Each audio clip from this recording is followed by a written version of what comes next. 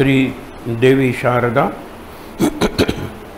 श्री देवगणेश, प्रभु श्री रामचंद्र, भगवान श्री गोपाल कृष्ण, श्री महारुद्र हनुमान, महर्षि श्री वेद व्यास, श्रीमद् आद्य शंकराचार्य, समर्थ सद्गुरु श्री रामदास स्वामी, सद्गुरु श्री ब्रह्मचैतन्य महाराज या सर्वांच्या प्रेरणेनं आणि तुम्हा सर्व मंडळींच्या आशीर्वादानं मंगलाचरणाचे कागद आहेत. आपण मंगलाचरण म्हणूया. मी सांगतो नंतर म्हणूया.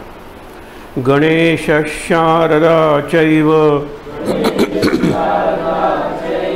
सद्गुरु सज्जनस्तथा आराध्य दैवतं गुह्यं सर्वं मे रघुनंदनः. गणेश शारदा सद्गुरु संत सज्जन कुळेश्वरू सर्व ही माझा रघुवीरू. सद्गुरु रूपे श्रीराम माझे आराध्य दैवत परम गुह्य गुह्यातीत गुह्यपणाची मात नचले जेथे श्रीराम यो जातो मरुदंश जोक्षितितले संबोधयन् सज्जनान्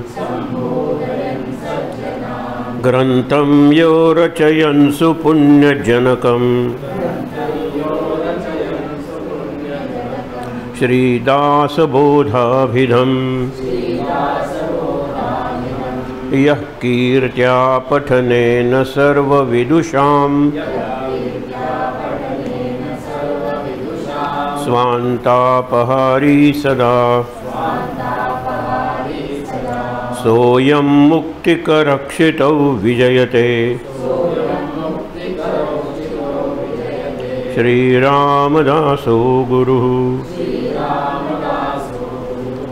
मला वाटते अंतरी त्वावसावे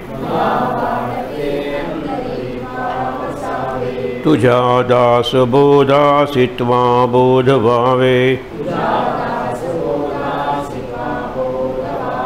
अपत्या परी पाववी प्रेमग्रासा महाराजया सद्गुरु रामदासा. ब्रह्मानंदं परम सुखदं केवलं ज्ञानमूर्तिं द्वन्द्वातीतं गगनसदृशं तत्त्वमस्यादिलक्ष्यम् एकं नित्यं विमलमचलं सर्वधी साक्षिभूतं भावातीतं त्रिगुणरहितं सद्गुरुं तं नमामि. गुरुर्ब्रह्मा गुरुर्विष्णुः गुरुर्देवो महेश्वरः गुरुः साक्षात् परब्रह्म तस्मै श्री गुरवे नमः. अनेन पीयतां देवो भगवान् जानकीपतिः. श्रीरामचंद्र पूर्वेशाम् अस्माकं कुलदैवतम्. श्रोता वक्ता श्रीराम समर्थ जय जय रघुवीर समर्थ।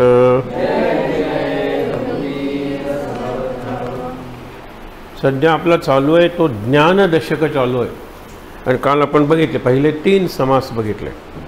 विचार प्रत्येक समासात सूक्ष्म सूक्ष्म असा होत जातो। काल आपण काय बघितलं की प्रपंच म्हणजे नाम आणि रूप आणि रचना आणि कार्य। नाम म्हणजे नेम, नेम्स अँड फॉर्म्स, रूप निरनिराळी, आणि मुख्य म्हणजे रचना म्हणजे स्ट्रक्चर आणि कार्य म्हणजे फंक्शन। हा कालचा विषय होता की आता इथे हा खांब आहे, त्याचं कार्य निराळं आहे, सगळ्याला तोलून धरायचं आहे, मग त्याचं स्ट्रक्चर बदललं। वरचं रूप आहे पण खालची जमीन आहे, कार्य निराळं आहे, स्ट्रक्चर निराळं आहे, आणि त्यामुळे वरच्याला नाव निराळं आहे कारण वरच्याचं रूप निराळं आहे, या खांबाचं रूप निराळं आहे, भिंतीचं रूप निराळं आहे, खालचं निराळं आहे। म्हणजे नाव, रूप, स्ट्रक्चर, फंक्शन, रचना आणि कार्य, हे 4 शब्द लक्षात ठेवले तर आपल्याला संसाराचा अर्थ लावणं सोपं जाईल। म्हणजे मी आणि माझी पत्नी याच्यात फरक काय? नावारूपाचा फरक आहे आणि स्ट्रक्चर फंक्शनचा फरक आहे। फक्त माझाच विचार केला, ज्याला ऑर्गॅनिझम म्हणतात, म्हणजे माझ्या हातांची पायांची रचना निराळी आहे। अरे करंगळी आणि अंगठ्याची रचना निराळी आहे कारण त्यांचं कार्य निराळं आहे। करंगळी, अंगठा प्रत्येक बोटाशी असा संलग्न होतो, करंगळी कशी होणार आहे सांगा बरं? हे प्रत्येक बोट अंगठ्याशी होतं, पण अंगठा in combination with other 4 fingers and if wrist मूठ आली तर खूपच काम करून जातो। म्हणून लक्षात ठेवा की प्रत्येकाला या सृष्टीत, या जीवनात एक कार्य दिलेलं आहे आणि त्याप्रमाणे त्याची रचना केलेली आहे। एक पुस्तक होतं, काही लोक अजून येतील म्हणून त्याची गोष्ट सांगतो। पुस्तकाचं रूप आहे ब्रेव्ह न्यू वर्ल्ड।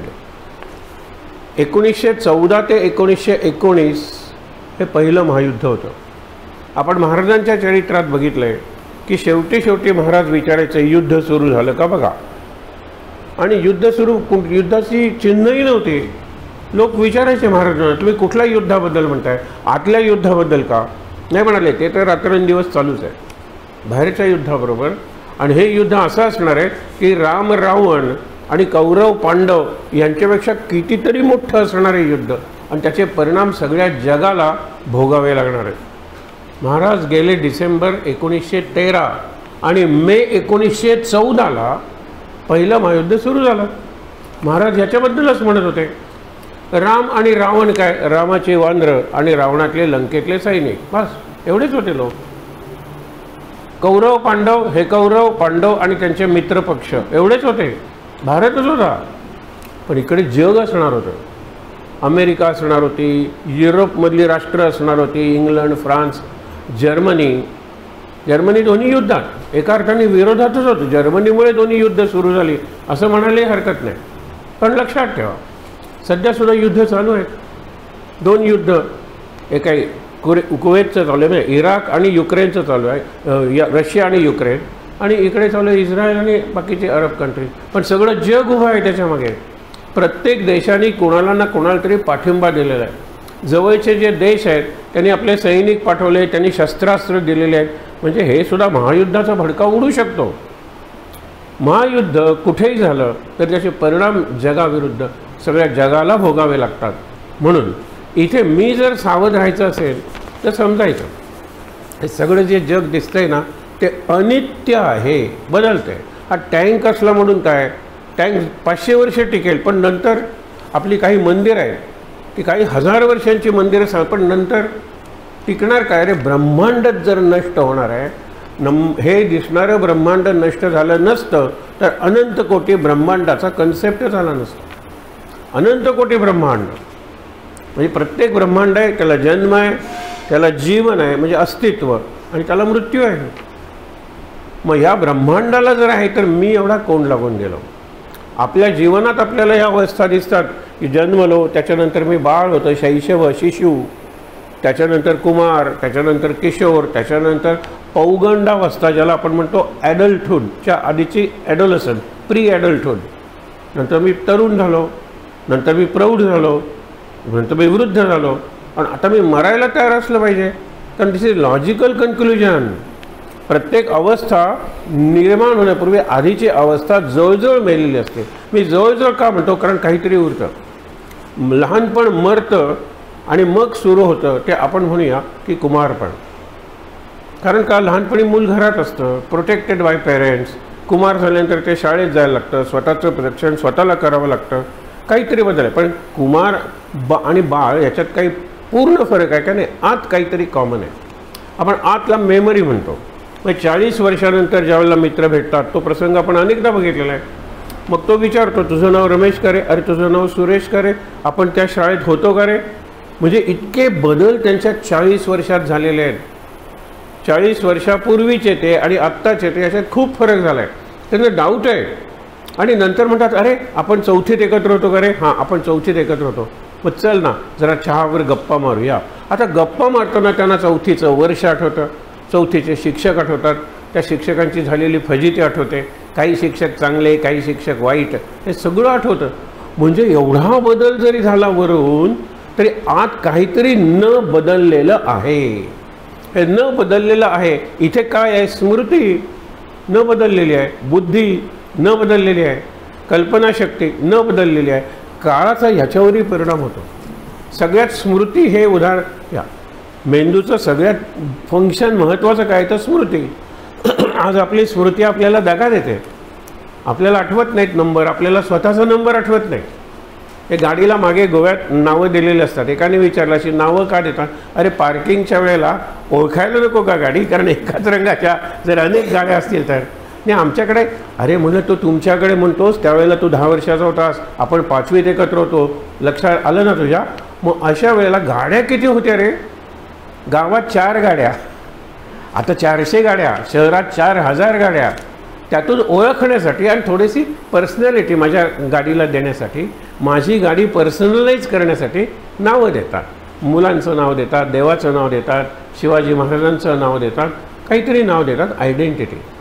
पण कार, तिचं फंक्शन आणि तिचं कार्य नावामुळे बदलत नाही. त्याला तुम्ही कार म्हणा, गाडी म्हणा, मोटार म्हणा, काही म्हणा, तिचं स्ट्रक्चर आणि फंक्शन बदलणार नाही. नाव आणि रूप आपण बघितलं आहे ना की तसं फंक्शन बदलतं सुद्धा थोडंसं. म्हणजे एक व्यक्ती आहे, तिचं नाव समजा गजानन आहे. गजानन हे त्याचं ऑफिशियल नाव आहे, पण कोणीतरी खालची माणसं त्याला गजाननराव म्हणतात, मित्र त्याला गजा म्हणतात, आई त्याला गजू म्हणते. असे निरनिराळी नाव आहे. व्यक्ती एकच आहे, पण व्यक्तीचं फंक्शनही निराळ आहे. गजाननराव ज्याला कोणीतरी म्हणतो त्यावेळेला झोपेत असला तरी म्हणेल आपला पिऊन आलेला आहे. तर काय रे, बऱ्याच वेळेला फोनवर बघा ना एवढ्या जोरात म्हणतात, हॅलो. मी सप्रेसर बोलतो, सर तुम्ही. हा बदल झाला. त्यावेळेला प्रत्येक वेळेला सप्रेसर बोलतायत असं म्हणून का नाही बोलायचं? What harm is there? हे इथे यापुढे सांगितलं आहे. तुम्ही समजून चाला ना की हे सगळं नष्ट होणार आहे, मीही नष्ट होणार आहे. आपल्याला काय वाटतं, ही समोरची माणसं मरणार आहेत आणि मी चिरंजीव आहे, मी अमर पट्टा घालून आलेलो आहे. ही संतांचे 2 एक्सप्रेशन आहे. चिरंजीव हे सर्वही मानिताती, अकस्मात सांडोनिया सर्व जाती. अकस्मात जर कळलं तर जगात कुठली गोष्ट अपघात वाटणार नाही. नियती म्हणजे प्रारब्ध कळलं तर जगात कोणतीही गोष्ट अकस्मात, अपघात, योगायोग काही वाटणार नाही. हे सगळं ठरलेलं आहे. एक जरा निराळा दृष्टिकोन तुम्हाला सांगतो की सावरकर त्यांचे उदाहरण सांगतात.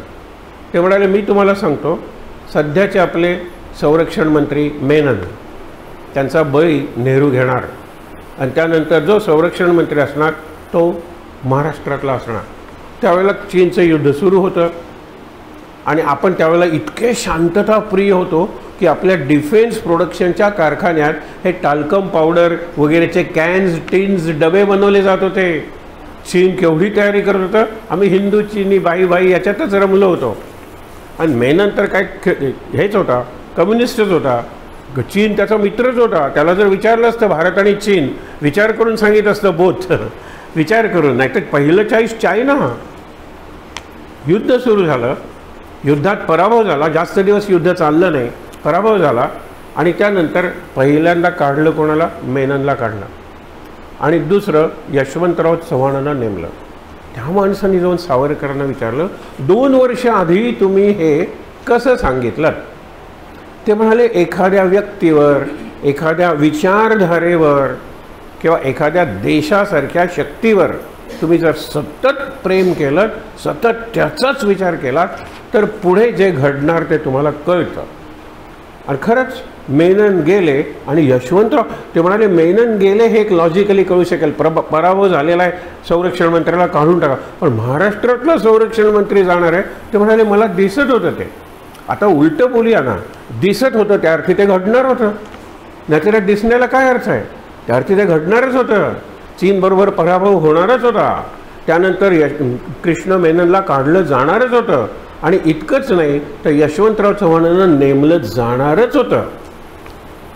आता सध्या गाजतंय, युद्ध झालं होतं काही वर्षांपूर्वी बांगलादेशचं. खरं म्हणजे पाकिस्तानला नष्टच केला तो देश म्हणून. आणि जवळजवळ 91,000 सैनिक शरण आले. जगात एवढे सैनिक शरण आलेले कुठल्याही राष्ट्राला नाही आहे. हे आता 120 वगैरे पकडलेत त्यांनी, तर त्याच्यावर त्यांचं बार्गेनिंग चालू आहे. सध्या जे इस्रायल वगैरे चालू आहे तर बार्गेनिंग चालू आहे. 91,000 त्यांनी शरण आले. त्यांना आपण आपले राजकीय कैदी म्हणून घेतले आणि नंतर त्यांना सोडून दिले. मुद्दा काय आहे की ते राष्ट्र होणार होतं, पाकिस्तान नष्ट होणार होता. तिथे निर्माण केलेलं राष्ट्र भारताला अत्यंत कृतघ्न असं वागणार होतं. ते भारताविरुद्धच जाणार होतं आणि आपल्या त्यावेळच्या नेत्यांना असं काही घडेल असं वाटणारच नव्हतं. माझा मुद्दा लक्षात ठेवा, हे घडणारच होतं. काही लोकांना ते आधी कळतं. आपण नोस्ट्राडामसचं उदाहरण देतो. नोस्ट्राडामसच्या उदाहरणात त्यांनी अनेक आपण उदाहरणं सांगितल्यात. जरा आणखीन 2 नवीन बघूया. ते म्हणाले युद्ध होणार आहे गरुडाचं आणि अस्वलाचं. त्याच्यात अस्वल विजयी होणार आहे आणि गरुडाचा पराभव होणार आहे. गरुड चिन्ह जर्मनीचं आणि अस्वल चिन्ह रशियाचं. रशियाचा जय झाला, जर्मनीचा पराभव झाला. Second world war. बघा ना, रशियाने अख्खा एक जर्मनीचा भाग घेतला. East Berlin Germany, east Germany रशियाचा होता. बाकीचे मग इतरांनी वाटून घेतले. रशियाचा विजय होता तो. त्यांनी ते सांगितलं होतं. त्यांनी आणखीन बऱ्याच गोष्टी सांगितल्या आपल्या देशाबद्दलच्या आहेत, त्या आपण अनेकदा बघितलेल्या आहेत. पण त्यांनी एक सांगितलेली आहे जी घटना घडायला लागली आहे आणि ती एकदम सुनामीच्या लाटेसारखी घडेल आणि घडावी. त्यांनी काय सांगितलेलं आहे की चांद तारा ज्यांचं चिन्ह आहे ते हळूहळू मिनिमलाइज होणार आहे. त्यांचा धर्म हळूहळू इतका संकुचित म्हणजे कॉन्ट्रॅक्ट होत जाणार आहे, कदाचित नष्टही होईल काळाच्या ओघात. आज सगळ्या जगात ती चिन्ह दिसत आहे की पहिल्यांदा भरपूर मारले जाणार आहेत. भरपूर म्हणजे मला तरी वाटतं 50% जास्त त्या धर्माचे लोक आहेत ना, ते मारलेच जाणार आहेत. कारण असा एकही देश नाही आहे ज्याच्यात यांचा प्रेझेन्स नाही आहे. असा एकही देश नाही ज्याच्यात यांचा न्यूसन्स नाही आहे. आणि असा एकही देश नाही की सध्याचं सरकार डिस्टॅबिलाइज म्हणजे अस्थिर करण्याची शक्ती त्यांच्यात नाही आहे. असा एकही देश नाही आहे. स्वित्झर्लंडला सुद्धा ते भोगावं लागेल.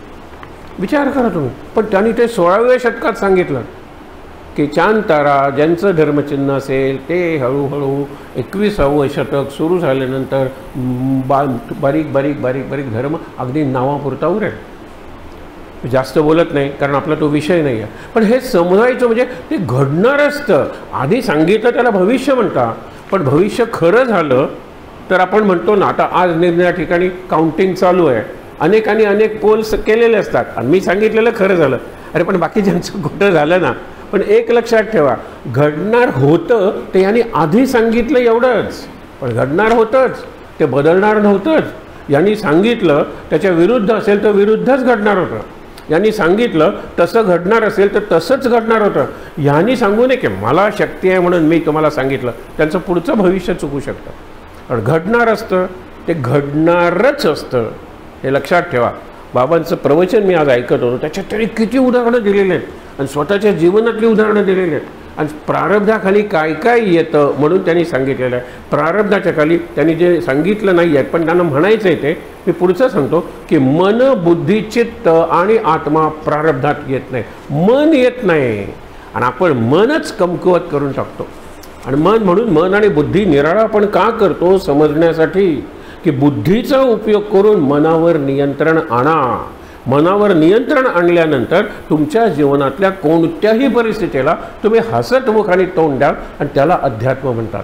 त्याला आपण म्हणतो ही उपासना आहे, आध्यात्मिक उपासना आहे, पारमार्थिक उपासना आहे. म्हणजे काय? हीच उपासना. कोणतीही गोष्ट घडू दे, मला माहीत नव्हती, अरे पण घडणारच होती. मला माहीत नव्हती म्हणजे काय, आणि मला हे माहीत होतं, घडलं, घडणारच होतं. तुला माहीत होतं म्हणून ते घडलं असं नाही, आणि तुला माहीत होतं म्हणून ते घडलं नाही असंही नाही. त्या गोष्टी त्या त्या वेळेला ठरलेल्या असतात.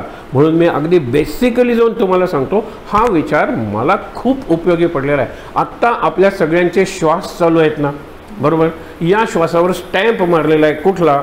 चैतन्यांगण, दासबोध, दशक 8, समास 4.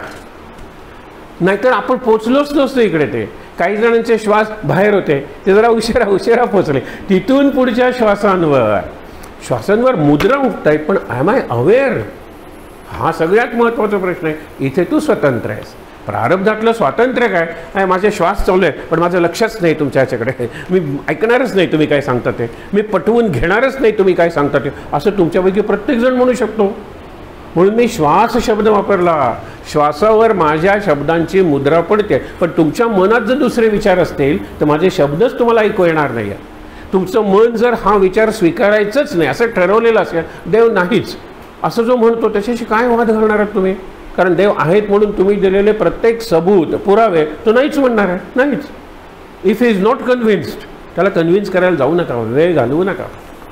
मी कन्व्हिन्स झालो ना, मी चौघांना सांगेन, मग त्या चौघांच्या निराळा रिॲक्शन असेल. त्यांनी प्रश्न विचारला, एका प्रश्नाचं उत्तर देईन, दुसरा प्रश्न विचारल्यानंतर सॉरी मला वेळ नाही आहे, हेच उत्तर आहे. काठ्याकूट किती करणार आहात? इथे त्यांनी सांगितलं आहे काठ्याकूट मी करतो, त्यांनी स्वतः मनाविरुद्ध सांगितलं आहे. काठ्याकूटला शब्द कुठला आहे तो बघा, कारण नंतर मी पुन्हा या विषयाकडे वळणार नाही आहे. तरी 17व्या दशकात हाच विषय येतो, तिथे चार्ट केलेला आहे दासबोधात. अनेक ग्रंथात हा चार्ट असतो, त्याला पंचीकरण म्हणतात.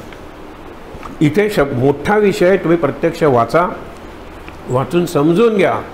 त्याच्यासाठी मी प्रार्थना करतो, पण मी समजून सांगू शकत नाही, कारण का त्याला बोर्ड लागेल, त्याला चॉक लागेल, त्याला तुमचं अटेन्शन लागेल.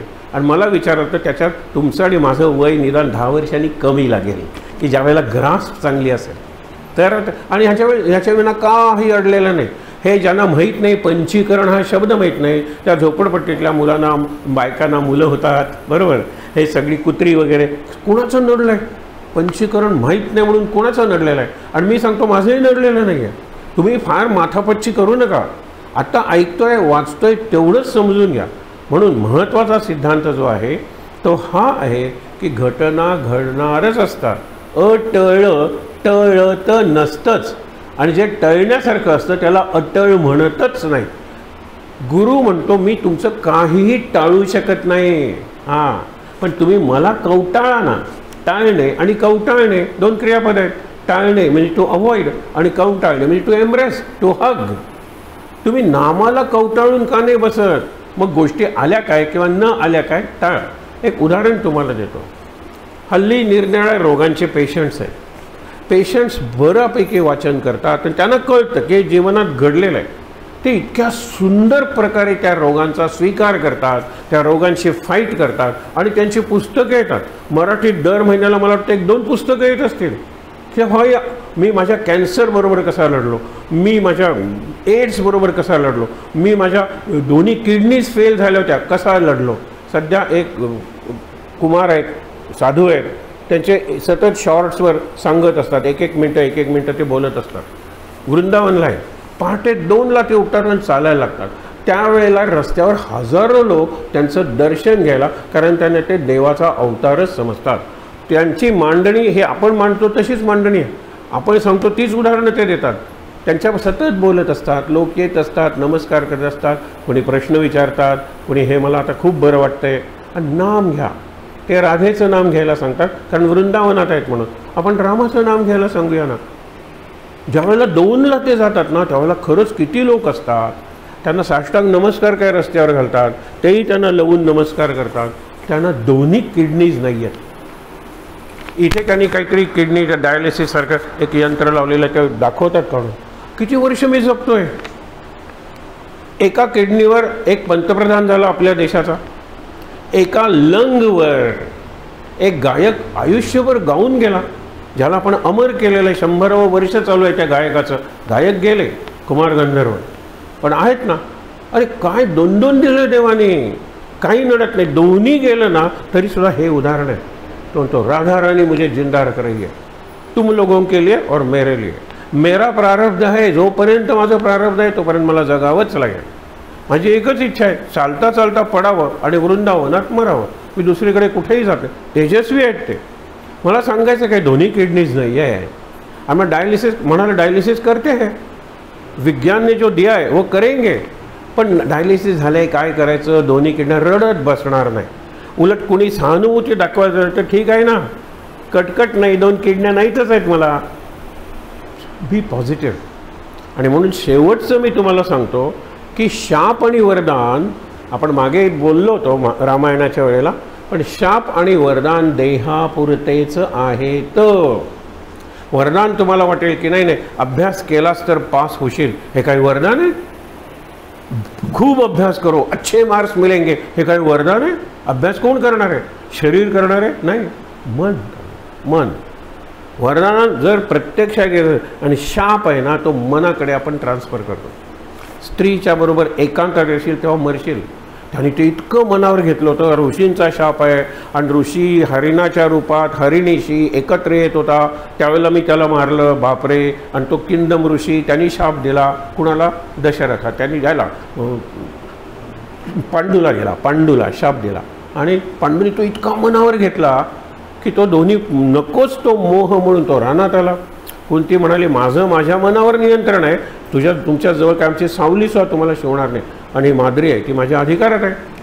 मग त्यांना मुलं झाली. तिने सांगितलं, मला दुर्वासाने वर दिलेला घेऊ का? हे सगळं अटळ आहे, लक्षात ठेवा. कोण पांडू नाही म्हणणार होता म्हणून? काही हरकत नाही. म्हटलं मी तर तुला स्पर्शही करू शकत नाही, तुझी सावलीही मला शिवू शकत नाही, पण मुलं असावीत असं मलाही वाटतं. मुलांना स्पर्श केला, मुलांबरोबर खेळलो तर मला काही शाप नाही आहे. मला स्त्रिया आणि फक्त पत्नी नाही, कुठलीही स्त्री. झालं. हिला 3 मुलं होतात, ते धाकटीलाही ते मंत्र शिकवते, 2 मुलं होतात. आता 5 पांडव झालेले, 5 पांडवांशी चांगलं जीवन चाललेलं आहे. अशा वेळेला ती माद्री म्हणते, जी तरुण आहे, ती म्हणाली की काय तुम्ही ते शाप मनावर घेऊन घेतलाय, आपण येऊया ना एकांतात, काही होत नाही आहे. म्हणून ती त्याला एकांतात घेऊन होते. हा हार्ट अटॅकने मरत असला पाहिजे. बापरे, मी स्पर्श केला, ऋषीचा शाप मेला. दशरथाचं तसंच झालं की शाप मनावर ट्रान्सफर करू नका. देहाचे भोग देहाचे माथी, प्रारब्ध देहाचे संगती, प्रारब्ध उतरले देहाची ये तटी. देहाचा जो किनारा आहे, अरे जीवन आत धावतंय ना पाणी म्हणून, देहाच्या किनाऱ्यावर प्रारब्ध उतरलेला आहे. 2 किनारे, किनाऱ्याला शब्द आहे कूल, अनुकूल आणि प्रतिकूल. प्रारब्ध काही अनुकूल आहे, अरे वा सगळं चांगलं चाललंय जग, पण प्रारब्ध प्रतिकूल आहे दुसऱ्या किनाऱ्यावरचं. 2 किनारे असतात ना तरच जीवनाचा प्रवाह वाहणार आहे. मी सगळं मनावर घेतो, सगळंच मनावर घेतो. अगदी चूक आहे ते. सध्या मला खूप वाटतं की पेशंट्स जे आहेत ना, मी आता मोठ्या हॉस्पिटल्समध्ये गेलो होतो काही दिवसांपूर्वी, तुम्हाला खरंच सांगतो, पेशंट्स आनंदात आहेत, पेशंट्स हसत आहेत, पण पेशंट्सची नियर अँड डिअर वन्स ते खचून गेलेले आहेत, डिप्रेस झालेले आहेत, त्यांना भवितव्य भेडसावत आहे. आणि इथे त्या पेशंटनी कितीही त्यांना आधार देण्याचा प्रयत्न केला तरी त्यांना ते पटणारच नाही आहे. हे उलटं चित्र झालेलं आहे, उलटं चित्र झालेलं आहे. म्हणून आपण मनात ठरवलं पाहिजे की जे ठरलंय ते घडणारच आहे. मी आनंदाने स्वीकार करेन ना, मला ते माहीत असेलही किंवा माहीत नसेलही, असेलही किंवा नसेलही. तुम्ही म्हणतात नाही दारू प्यायल्यानंतर वाईट नाही, सिगरेट ओढल्यानंतर वाईट. सतत सिगरेट सतत दारू असणारा चर्चिल 90च्या पुढे जगला आणि बरीच वर्ष तो इंग्लंडचा पंतप्रधान, त्याला बोलवून घेतलं होतं वॉर टाईममध्ये. He was defeated. पण ते म्हणाले युद्धप्रसंगी ब्रिटन तुमच्याच पाहिजे म्हणून त्याला बोलवून घेतलं. 90 का 95 वर्ष जगला, सतत सिगरेट, पाईप किंवा आणि दारू. तुम्ही काय नियम काढणार आहात की दारू वाईट आहे, सिगरेट वाईट आहे? On the whole, on an average आपण बोलतो, एक्सेप्शन्स आर देअर. आपण सुद्धा बऱ्याच बाबतीत एक्सेप्शन असतो, आपण विचार करत नाही, आपण स्वतःला ॲव्हरेज समजतो, आपण असामान्य आहोत. We are unique. लक्षात ठेवा, माझ्यासारखा दुसरा नाहीच आहे. आपण म्हणतो ना की ब्रह्मदेवानी त्याला घडवलं आणि तो फॉर्म होता साचा, तो फोड दिया. नाही, प्रत्येकाच्या बाबतीत ब्रह्मदेवाला नवीन साचा निर्माण करावा लागतो. साचा म्हणजे काय, बॉडी आहे का? मग गणपती, चला एकाच साच्यातून 100 गणपती काढले, बॉडी काढले, मूर्ती काढली, गणपती नाही काढले. एखाद्या गणपतीचा प्रारब्ध काय असतं. परवा एखाद्याच्या घरात सुंदर गणेश, तो म्हणतो आमच्या घरातली मुलं गणेशाचं विसर्जन करू देत नाहीत, म्हणून आम्ही तो गणेश ठेवतो आणि आदल्या वर्षी याचं विसर्जन करतो. त्याला जाऊ द्या, वर्षभर आम्ही त्याच्यावर खेळलोय आम्ही त्याच्या. आता ती जी मूर्ती आहे, कुठली मूर्ती या घरात जाणार आहे हे तो कुंभारही ठरवणार नाही आणि हा मालकही ठरवणार नाही. त्या मुलांनी जरी ही जाणारच होती, ती मूर्ती त्या घरी जाणार होती, वर्षभर राहणार होती, दुसऱ्या दिवशी विसर्जन होणार नव्हतं. आधीच्या मूर्ती हे प्रत्येकच आहे. काही जण घराच्या छपरावर ठेवतात, पावसात ती विरघळून जाते. आम्ही विसर्जन करत नाही कारण मला विसर्जन करू देत नाहीत मुलं घरातले, दे गेट अटॅच. एका दिवसाच्या गणपतीत अटॅचमेंट नाही. सध्या मोबाईल आल्यापासून कसली अटॅचमेंट फक्त टू डिव्हाइसेस. ही अटॅचमेंट, ती अटॅचमेंट, पर्सनल अटॅचमेंट गेली. पर्सनल अटॅचमेंट वाईट आहे का? You are the master of attachment, nothing like it. आपण माणसं आहोत. आपण नेहमीच म्हणतो ना की माकड हसलं आणि माणूस झाला, माणूस रडला आणि देव झाला. वेदनेतून देवाचा जन्म आहे. प्रत्येक गोष्ट हसण्यावरी नेली ना तर आपण माकड असतो, लक्षात ठेवा. जर गंभीर झालो, आणि गंभीर म्हणजे सिरियस, रडतोय, हुंदके टाकतोय, कुणी सांगितलं? आम्ही त्याला सांगतो अरे आता अभ्यासाबद्दल जरा गंभीर हो, be serious about your studies. तो म्हणतो म्हणजे बी सिरियस म्हणजे हॉस्पिटलमध्ये जायचं का? म्हणलं नाही, बी सिरियस, डीप. डेप्थ आहे ना जीवनाला, ते डेप्थ पाहिजे. आता सुरुवात करूया. मागील आशंकेचे मूळ आता होईल प्रांजळ, करी वृत्ती करावी निवळ निमिषय का. हा निवळ शब्द खूप छान आहे. आपण कोकणीतल्या अर्थाने वापरतो त्याच अर्थाने वापरतात, लक्षात ठेवा. निवळ म्हणजे स्वच्छ, वृत्ती स्वच्छ ठेवा. आपण म्हणतो दृष्टीतून वृत्ती निर्माण होते, दृष्टी स्वच्छ ठेवा. दृष्टी स्वच्छ ठेवायची म्हणजे काय? कुणाबद्दल बायस आणि कुणाबद्दल आपण प्रेज्युडिस. बायस म्हणजे पक्षपात, पार्शालिटी. आणि दुसरी गोष्ट प्रेज्युडिस, काय तो तसाच वागणार, ती तशीच वागणार, ते लोक आहेत ना ते तसेच वागणार. तसं नसतं, हे लक्षात घ्या. आणि म्हणून काय सांगितलं, प्रश्न आधी काय विचारला होता? मूळ माया, आधीची ओवी बघा. मूळ माया गुणा परते, तेथे भूते कैची होती, ऐसी आशंका श्रुती घेतली. आता त्याचं उत्तर देत आहे की पहिल्यांदा रचना आपण काय बघितली? पहिल्यांदा परब्रह्म, बरोबर. परब्रह्म एक पायरी खाली उतरलं, ब्रह्मा विष्णू महेश. आपल्याला विष्णूचे अवतार माहीत आहेत, मत्स्य कूर्म वगैरे सगळे अवतार माहीत आहेत, बरोबर. तसे सगळ्या देवांचे अवतार आहेत. नवीन देव देवता निर्माण झाल्या, नवीन संत निर्माण झाले, ज्यांना देवापेक्षा जास्त लोक पूजायला लागले. आपण बघितलं जय मल्हार सिरियल आली, जेजुरीची गर्दी वाढली. बाळूमामा कुणाला माहीत नव्हते. आता गोव्यातून बाळूमामानं बसेला नावं आहे ना गोव्यातल्या, काही वाईट नाही आहे. इथून बाळूमामांच्या गावाला ते जातात, बरोबर, वाईट काही नाही आहे. पूर्वी तुम्हाला सांगतो, मी त्यांना सहज सुचवलं होतं, तुम्ही सज्जनगडला जाणार आहात तर तुम्ही चाफळला जा. चाफळचं राम, त्याला खूप इतिहास आहे आणि जवळजवळ बरीच वर्ष समर्थांची ती आध्यात्मिक राजधानी आहे. शेवटची 6 वर्ष सज्जनगडावर गेलेत. तर तुम्ही ह्याला जा, चाफळला जा आणि मग कोल्हापूरवरून गोव्यात या. काही 40 माणसं गेली होती वानतेची, सज्जनगडावरून बाळूमामांकडे गेली आणि इकडे आली. वाईट काही नाही या, बाळूमामा, चांदू काका, काही म्हणा, मला त्याच्याबद्दल काही म्हणायचं नाही आहे. प्रत्येकाची श्रद्धा आहे. पण ह्याच्यात जो एक क्रम होता, शिवाय बाळूमामा 2 तास उशिरा पोचले असते, कारण रस्त्याच्या या बाजूला चाफळ आहे, या बाजूला बाळूमामा आहे. हे मला सांगायचं, हे नवीन आलेली आहेत दैवत, हे नवीन. आता बाळूमामांच्या ठिकाणी जर आपण परब्रह्म म्हणून उपासना केली, आपण मुक्त झालो.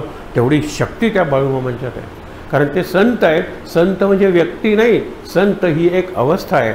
भयातीत आनंद तो संत पाहे, जो भयाच्या पलीकडे गेलेला आहे आणि सतत अनंत त्याला दिसत असतात. आणि त्यामुळे भेद नाही, त्याच्या दृष्टीत भेद नाहीत, त्याला संत म्हणलेला आहे. आणि असे संत परब्रह्माचे अवतार असतात. तुम्ही त्याच्या पलीकडे जा. मग त्यांनी पुढचं काय सांगितलं की परब्रह्म, परमात्मा, परमेश्वर एका अर्थाचे शब्द, ब्रह्मा विष्णू महेश.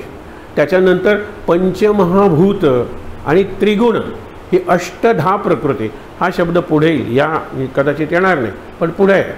अष्टधा, जशी नवविधा तशी अष्टविधा प्रकृती. आपल्या प्रत्येकात पृथ्वी, आप, तेज, वायू, आकाश ही पंचमभूत आहेत आणि प्रत्येकात सत्व, रज, तम हे गुण आहेत. 5 + 3 8. हे अष्टधा मिळून हा सगळा विश्वाचा पसारा झालेला आहे. म्हणजे आपण सतत सत्वगुणी असतो का? तर नाही. मुलांना विचार घरातल्या, बाबा देवघरातून आल्यानंतर 15 मिनटं सत्वगुणी असतात, जे काही मागायचं ते 15 मिनटातच मागा. देवघरात असतात, बाहेर आल्यानंतर देवदूत होतात आणि ऑफिसमधून आल्यानंतर देवचार होतात. मुलांची सायकॉलॉजी आपल्याला कळत नाही, एवढी आपली सायकॉलॉजी मुलांना कळत असते. Better know this. पण एक लक्षात ठेवा, पुढे काय झालं? माया निर्माण झाली. मग मायेनं हे सगळी मूळ माया आणि जड माया, मूळ माया त्याला गुणमाया असं म्हणलं, जड मायेला. हे आता तुम्हाला सांगतो, हे सगळं अवघड आहे पण तरीसुद्धा आपण पहिला श्लोक मनाचा आपल्याला पाठ असतो, गणाधीश जो ईश सर्वा गुणांचा, मुळारंभ आरंभ जो निर्गुणाचाही आरंभ आहे. म्हणजे काय? आपण परब्रह्माला निर्गुण म्हणतो. एक लक्षात ठेवा, निर्गुणाचा आरंभ म्हणजे परब्रह्म, तो गणेश आहे. पुढे नमो शारदा मूळ चत्वार वाचा, गमू पंथ अनंत या राघवाचा. शारदा कोण आहे? शारदा खरी माया आहे, मूळ. आता मूळ माया आणि जड माया निर्माण झाली की ती सगळी पंचमभूत निर्माण झाली. पंचमभूत निर्माण झाली की त्यांचे 5 गुण निर्माण झाले. 5 गुण निर्माण झाली की त्यांच्या 5 मात्रा तयार झाल्या. 5 मात्रा तयार झाली की ते करण्यासाठी 5 इंद्रिय आली, कर्मेंद्रिय, 5 ज्ञानेंद्रिय आली. असं 5 5 5 5 25 झालं. तुम्हाला आत्ता मी 5 सांगितले. पहिल्यांदा पंचमहाभूत, पृथ्वी, आप, तेज, वायू, आकाश. त्याचे 5 गुण, शब्द, स्पर्श, रस, आपण चव, गंध आणि चव, आस्वाद. तर हे सगळे. त्याच्यानंतर आणखीन द्रव आहे. आता हे सगळं इथे सांगितलेलं आहे. याच्यात खूप सांगितलं आहे. ओव्या 60 आहेत, त्यातल्या आपण थोड्याशाच निवडलेल्या आहेत. पण एक लक्षात घ्या, मागील आशंकेचे मूळ आता होईल प्रांजळ. एक्सप्लेन करून सांगतो. ओळखी नाही अंतरी, ते ओळखावे कोणे परे. मग आपल्याकडून त्यांना एकच अपेक्षा आहे की मी हे आतून समजून घेईन. एवढं जर नसेल तर मी कशाला वेळ घालवू, असं समर्थ म्हणतायत. ते काय म्हणतायत ते बघा, ओळखी नाही अंतरी, आतून काही समजलंच नाही, ते ओळखावी कोणे परी. म्हणून भूतांची ओळखी चतुरी, नावेक परिसावी. ऐका, नावेक म्हणजे थोडा वेळ तरी ऐका, मी सांगतो ते लक्ष देऊन. म्हणून वृत्ती निवळ करून ऐका सांगितलं. निवळ म्हणजे स्वच्छ वृत्ती, स्वच्छ दृष्टी, हे करून ऐका. सगळे आपली मतं आहेत ना, ती बाजूला ठेवूया. समर्थ काय सांगतात ते समजून घेऊया आणि मग विरोध करूया. समजण्यापूर्वी विरोध करू नका. जे जड आणि कठीण ते पृथ्वीचे लक्षण, हे पटलं आपल्याला. जड, आपल्या शरीरात कठीण काय तर हाडं, ही आपली कट्टी, ही कठीण आहे ना. हे काय? पृथ्वी आहे, आपल्या देहातली पृथ्वी. आणि ही 5ही तत्व ज्या वेळेला जाळतात किंवा पुरतात, पण जाळतात ते लक्षात येते 5ही जातात. म्हणून आपण त्याला शब्द वापरतो, पंचत्वात विलीन झाला. 5 भूतांकडून आला होता, पंचमहाभूतात विलीन झाला. उरलं काहीही उरलेलं नाही, फक्त आत्मा. आणि आत्म्याला ना रंग, ना रूप, ना वजन. म्हणजे माझ्या इतक्या वजनात आत्म्याला वजन नाही आहे. कारण कमी करायचं असेल ना, डाएट करायचं असेल ना, तर आपण आत्म्याचं वजन आधी कमी केलं असतं. कारण आत्मा त्रास देतो आपल्याला. आपला कॉन्शियन्स, माझा आत्मा आहे, तो आतून प्रिक करतो, टोचत असतो, करतोयस ते बरोबर नाही आहे, करतोयस ते चूक आहे. म्हणून मी पहिल्यांदा आत्म्याचं वजन कमी केलं असतं, वेट कमी करायचं असेल तर. परंतु आत्म्याला वजनच नाही आहे, आत्म्याला फक्त अस्तित्व आहे. तो माझ्या देहात जो अंश येतो त्याला देहात्मा किंवा जीवात्मा म्हणतात. अंश आहे तो, आणि तो निराळा आहे. कारण माझी कर्म, माझी स्मृती, माझ्यावरचे संस्कार, त्यावरून माझ्या जीवात्म्याला वागावं लागतं. जीवात्मा सांगतो तसाच मी वागतो, पण माझं वागणं प्रारब्धानुसार आहे. ते जीवात्म्याला ते सगळं भोगावं लागतं. 2च वर्षाचं आयुष्य आहे, दुसऱ्या वर्षी मी मरणार आहे, या रोगानं मरणार आहे, प्रचंड वेदना होणार आहे. आत्म्याला भोगावं लागतं. म्हणजे काय? आत्मा देहाच्या माध्यमातून भोगतो.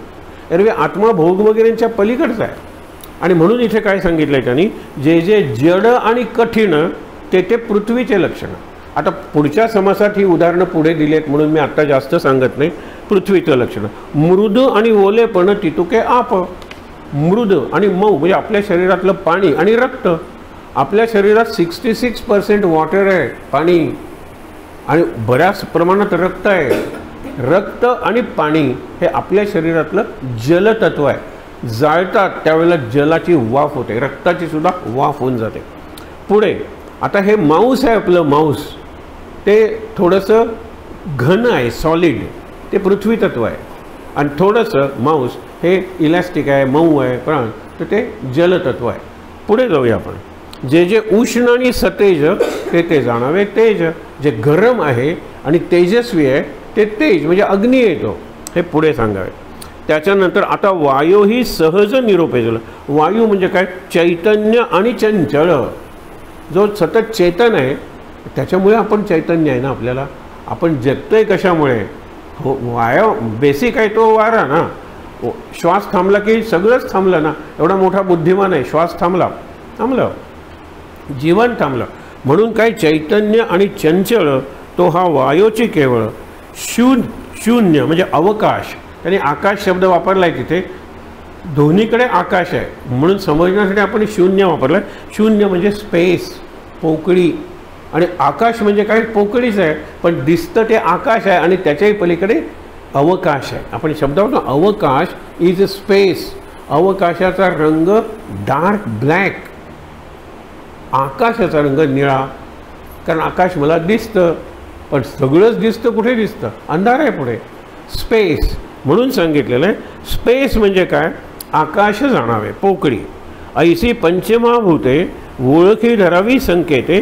आता एकी 5 भूते सावध ऐका. त्या सगळ्या ओव्या आपण गाळलेल्या आहेत. एका भूतात बाकीचे 4 येऊन जातात. म्हणजे पृथ्वी घेतलं तर आप, तेज, वायू, आकाश हे पृथ्वीत येऊन जातात.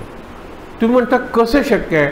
आपल्या शरीरातली हाडं म्हणजे जर पृथ्वी मानली, बोन मॅरो नावाचा प्रकार तुम्हाला माहीत आहे की नाही, किंवा शरीरात प्रत्येक ठिकाणी 2 पार्टिकल्स असतात, त्याच्यामध्ये इंटरमॉलिक्युलर स्पेस असते. त्याशिवाय ते इलेक्ट्रॉन फिरतील कसे हो.